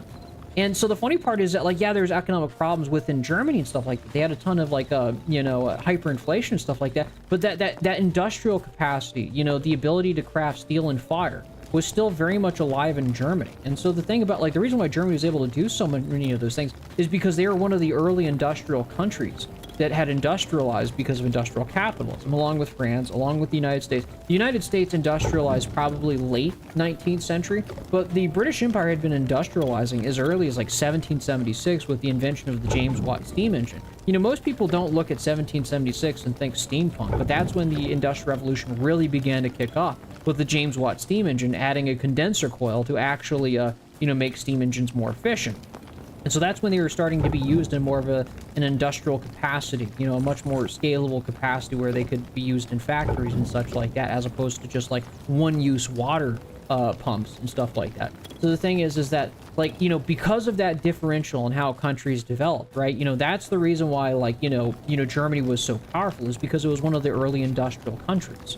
you know, in the world at the time, right? And even in World War II, it's like, you know, I don't really blame the Soviets for, like, you know, maybe having to spam tanks and stuff like this. The thing is like, you know, you have one country that's heavily industrialized going against a society that is like 95% farmers, okay? Yeah, obviously one of them is going to win because they have industrial might. That's why Russia was getting its ass kicked in World War I. And, you know, why Trotsky was kind of retarded trying to export revolution to Europe is because the fact is, how can a feudal society beat a country that is far more mechanized and industrialized? You just can't. It's very difficult. And that's why, like, you know, like Stalin, you know, industrializing Russia probably kind of saved the Russians' asses when it came to that, is because the fact is, it's like, you know, if they had, even though they only reached, you know, at the height of industrialization in the Soviet Union under Stalin, reached about half the industrial output of Germany, you know, it still saved their asses from what the Germans wanted to do. So, also, since you're on the topic, why is there trains never ended up being the fabric of U.S. culture like in Europe? Because of cars, that's why. We actually did have trains in the United States. We actually did use trains a lot. Like the British Empire, like literally Britain in steam-powered trains. It's literally something that started in the British Empire. And so the thing about it is, why didn't it happen is because the United States invested in cars. That's why. The United States sunk everything in cars, and now we're dealing with the long-term consequences of everything being dumped into cars. So that's why we're on that one. U.S. bankers took over Germany after World War II and used the zombified Germany to thwart communism and, you know, depopulate the East and West. You know, the funny part is, yeah, they actually did flee Texas with Operation Paperclip, but like the Nazis were so petty about the Russians taking over Germany. It's like, what was it called? Operation Nero, where they began to blow up infrastructures because they didn't want the Russians to have access to modern tech. You know, like quite literally, they were trying to go scorched earth to prevent the Russians from gaining any new tech, you know, during World War II. It was pretty crazy, like the shit that the Germans were doing.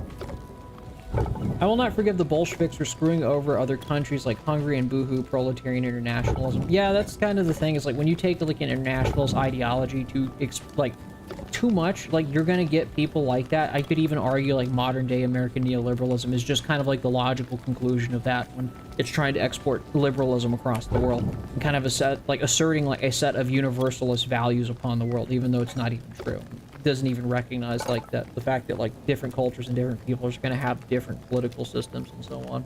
So Karl Marx thought communist revolution would happen in industrialized nations. No, that's kind of the thing. That is the funny thing, Polishnikova, is that's one of the things I've even talked with other communists about, is because Karl Marx predict that revolutions would occur primarily in the industrialized nations such as France, the United Kingdom, America, and Germany. And that's the interesting part, is because the fact is it was almost a first worldist ideology, which is kind of funny, is that like a lot of people would say like, you know, that like objectively, like, you know, they would happen like the third world and all that sort of stuff, right? The funny part is Marx believed it would all, like these revolutions would have kicked off in the industrialized countries. That's why the whole like term industrial proletarian, industrial worker, you know, was such a common talking point. Was because the fact is that's where he assumed that would happen. Then historically that ended up not being the case. It ended up happening in the most backward countries like Russia, you know, China. You want to talk about Chinese industrialization? They didn't even industrialize till like the 90s or the 2000s. Like, you know, they hadn't industrialized. They had fallen so far behind that like their levels of industrialization were nothing, you know, in comparison to like many other countries. But like, you know, in the most backward countries, you know, the colonial projects where people were rebelling against like European colonialism, right? It's ironic that Marx predicted that and it turned out to be the exact opposite of that, right? You know, the Spartacist revolution in Germany completely failed. But, you know, many of the revolutions, hell, even the Bolshevik revolution succeeded when the Spartacists and even American ones just didn't even, you know, go anywhere, okay? And so the funny part is that like a fault failure of Karl Marx? I would argue partially yes, is because the fact is that like, you know, that's an empirical like observation like difference, only why that's going to case. Like, you know, there are multiple different explanations. Like that's when like third worldist ideas really kind of started to take prominence, is because like why didn't revolutions happen in these countries? And so some of them speculated, like obviously you can see this within a lot of third worldist talking points, is because first world workers are too enfranchised. Now, if you were to talk about like the 1890s and like industrial workers of those times, I would probably say you're retarded. Those weren't very enfranchised workers. That's why they were like chimping out. You were having the Spartacist revolt. You were having labor movements in the UK and the United States and like that show off the National Guard and stuff like that, right? But by the middle of the 20th century, yeah, you probably could argue that the American worker and the Western worker was too enfranchised to actually be revolutionary. Like, I can't agree with that one. But that's kind of the thing. I personally think it all goes down to enfranchisement. If you have a base that's enfranchised and a strong state, there's not going to be a revolution. Never will be a revolution. You can even go back to like ancient Rome to kind of see this like case, or even under like, you know, Augustus Caesar, or like the Pax Romana, okay? Is that people don't revolt if they have stability, they have a strong state, and they're heavily enfranchised. It's just a fact of life. And that's what I think, like, you know, Marx just didn't acknowledge when it came to that fact. I wouldn't say even Marx didn't acknowledge, but like, you know, there is some truth in what third worldists are talking about, but there's a disconnect on like where those revolutions would happen. So his main fault is not including human nature outside of what he saw in industrial society. Yeah, I guess so. It's not a joke to say for real that the air ride seats just hit right. We need an alternative and affordable mode of transit. We need to basically do healthy urbanization within major urban centers. Like that's the big thing that we need to focus on, is because the fact is we need to stop treating cities as this place where we just dump wages into and actually make it, you know, facilitated for human living, okay? Because now everybody wants to be country these days. If you have enough people trying to be country, what do you get when you put a bunch of people in a location? Well, you get a city, okay? So the city has to be tolerable, at least, you know, likable, is because the fact is not everybody's going to be country. Most people are going to be city. And so we need to have an honest discussion towards healthy urban planning where we can have efficient public transportation. We can actually have YIMBY laws to, you know, produce affordable housing, right? Instead of kind of coping and telling everybody to move to the countryside, right? So, like, I agree with you on that one. We need an affordable mode of transportation within the inner city. And we used to have pretty cities, you know, before the invention of cars. But the thing is that, like, you know, it shouldn't just be like a one-size-fits-all. Like, we all have to drive cars. We all have to be country or some nonsense. That just doesn't work that way. We don't live in the anarchy of production anymore since capitalists do planned production. Of course, it's not proletarian motive. It's, you know, profit nature. If we call trains people movers, we could sneak in and past as many auto lobbyists as possible. You know, kind of like, you know, human resources, you know, it's kind of like the same kind of like thing. It's like, you know, the funny part is like, I've wondered, because I've even talked about this a couple of times, like, would it be better if we went to the capitalist class saying like, you know, think of it this way, Mr. Capitalist, ruling class of the United States, okay? The reason why you should support healthy urbanization, you should support public transportation, and you should support, you know, urbanization, is because it'll make the cost of living incredibly affordable, and you'll have access to cheap labor. You know, like how you always talk about how India has cheap labor and like China used to have cheap labor. Yeah, 1900 cities were beautiful, right? But that's kind of thing. It's like, if I were to make a sales pitch to the capitalist class, it's like, you should invest into this, is because the fact is you'll have access to an efficient, low-cost labor supply that you just salivate over when it comes to India. Like, you know, think of it that way. If you invest into this infrastructure, you invest into a high-speed rail between every major, you know, metro center in the United States, and, you know, light rails in the big city, you got rid of parking minimums, you started doing mass-producing, you know, YIMBY stuff, right? You know, you would have access to a low-cost labor pool that's incredibly flexible, that you can hire on instantly. You know, if somebody lost their job, they don't need to relocate, they don't need to sell their house, they don't have to break into a lease agreement. Like, they'll just jump on your job and just work immediately. You'll have a fluid and low-cost labor force, but they don't ever talk about it that way. You know, I'm open to have that discussion with a handful of capitalists that want to sit down and be like, you know what, that's maybe a good idea. Maybe we should do healthy urban planning so we can, you know, have a, you know, a good and clean society where you could have like an access to like a cheap form of labor. It's amazing. But yeah, hospitality and habitation based on urban planning used to be a thing, but car lobby shot that down. We really shouldn't let firms dictate development. We really shouldn't, man. It's like, you know, the thing is they'll try to monopolize everything and take over it like a complete market share instead of what's actually genuinely beneficial for civilization. What do you guys think of the UFO stuff? Legit or psyop? It's a psyop. I think it's literally just, yeah, full counterpoint, remote work. Exactly. Yeah, it's a psyop with the UFO stuff. Because the thing is, if like we were actually getting visited by aliens, like, do you think they would just be going through the PR stunts that the government is doing? No, you would probably be seeing it more direct, because you're talking about a much more advanced and, you know, alien race visiting us. They wouldn't go just through the mainstream, you know, government-approved media outlets to talk about that. So, crony capitalism is just capitalism. The capitalist class has no ideology, and that's why more people are going to that side. You know, Caesar Key. Urban planning in the U.S. is very limited. Plus, their wages are super low, which makes them easy to bribe lobbyists. Yeah, I agree.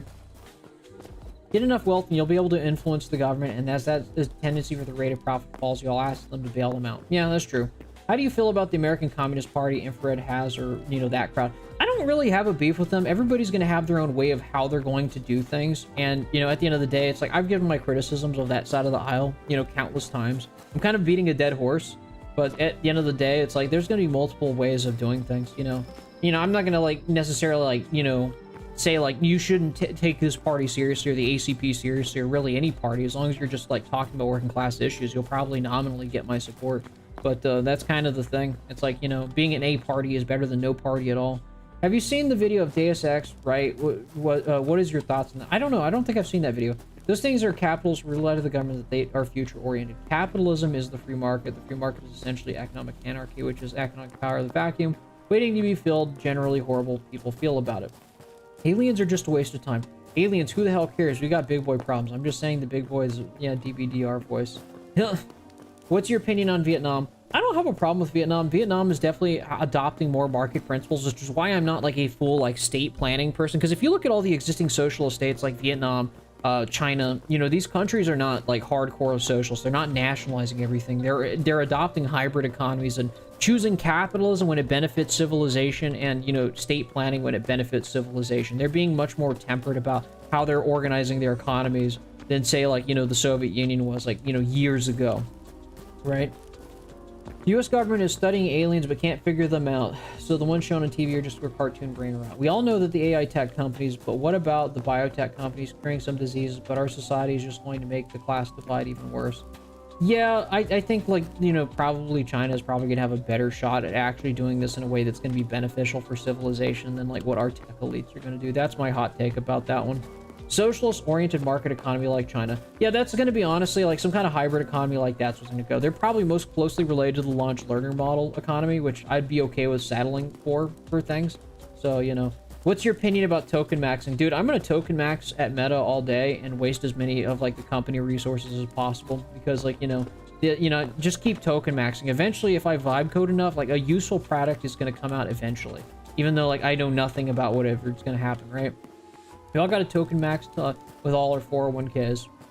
Vietnam is doing better nowadays. Yeah. Do you think millennials get in power in the 2030s? Things will change, get way worse. Their sentimentality scares me. I am going to be honest. I'm actually pretty doomerous about millennials because I'm at the tail end of millennials, and it's like I look back at my generation from high school and I think they're retarded. Like, millennials have a unique kind of really cringy culture to them that is just insufferable. You know, it's like they're perpetual children. Like, there's channels like, you know, Classic Halo Commentary who's talked about this. It's like, you know, where you have to teach these people to actually let their children have chill childhoods. And it's impressive. It's like, I still remember what one of, like, an elder millennial that I was, like, working with was talking about. It was like some fucking Disney movie was coming out. He's like, I'm gonna stomp all over, you know, the kids to, you know, relive my childhood. I was like, yeah, like, that's incredibly selfish, buddy. It's like, you know, you need to let your kids have a childhood too, right?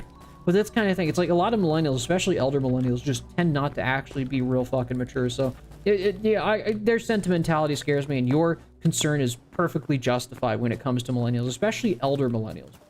Gen Z seems to have more of a level head than millennials, in my honest opinion. So, nerdy and silly question: could you describe to us in the world the general current moment, like using CNC lore? I'm getting tired. I would love to, but it's like, you know, it's like, it's kind of late in the night on that one. Maybe on the next stream. I've worked as a security guard for biotech companies, and they're having medical emergencies quicker than whatever they can do at like 5 odd different buildings they've had. Yeah, I can believe it. I don't know if millennials can be worse than boomers even if they tried. They would definitely be cringier. I don't know if they would be worse, but they would certainly be fucking cringier. I'll tell you that. If you know, like, the millennial kind of like culture, you know, that I'm talking about, that's just kind of like really cringy. Maybe it's like Gravity Falls maxing or something. I don't know. Or what was that one show? I always mix it up with Gravity Falls. Gravity Falls wasn't bad. But it means wasting, encouraging the waste of money. Yeah, I don't know. But it's been streaming I've been streaming for about 2 hours so far. I've enjoyed your guys' company. I've enjoyed the discussions we've had on this chat. I've enjoyed playing this game while we kind of just chill and chat and, you know, get through the work week. So, you know, hope to see you in the next streams and future streams. And I've got some videos coming out, but I think I'm going to go ahead and close off the stream. I appreciate your guys' company. Drop some green hats in the chat. Let's get some more green hats. Let's get some more Luigi hats in the chat before we close it off. Get as many, like, green hat, you know, emojis in the chat as possible. Maybe I should copy and paste. I don't know if anybody's got a copy, and I'll just copy and paste it myself. But yeah, let's get some green hats in that chat. But it's been fun streaming with you guys. It's been fun chilling and chatting with you. We're gonna have a Wage Rage Radio stream on Friday, just so we can, like, have another round table, because I still like the round tables. But I also like these streams too, is because the fact is it's like a one-on-one, and I can, you know, chill and chat with people on the stream. But you guys have a good night, and I hope you have a pleasant rest of the work week, and hope to see you in future streams and future videos. You guys take it easy. I like the heart. I did not expect that one. Yeah, I like that. The heart one caught me off guard. I appreciate it, Benelli. You guys take it easy and have a good evening.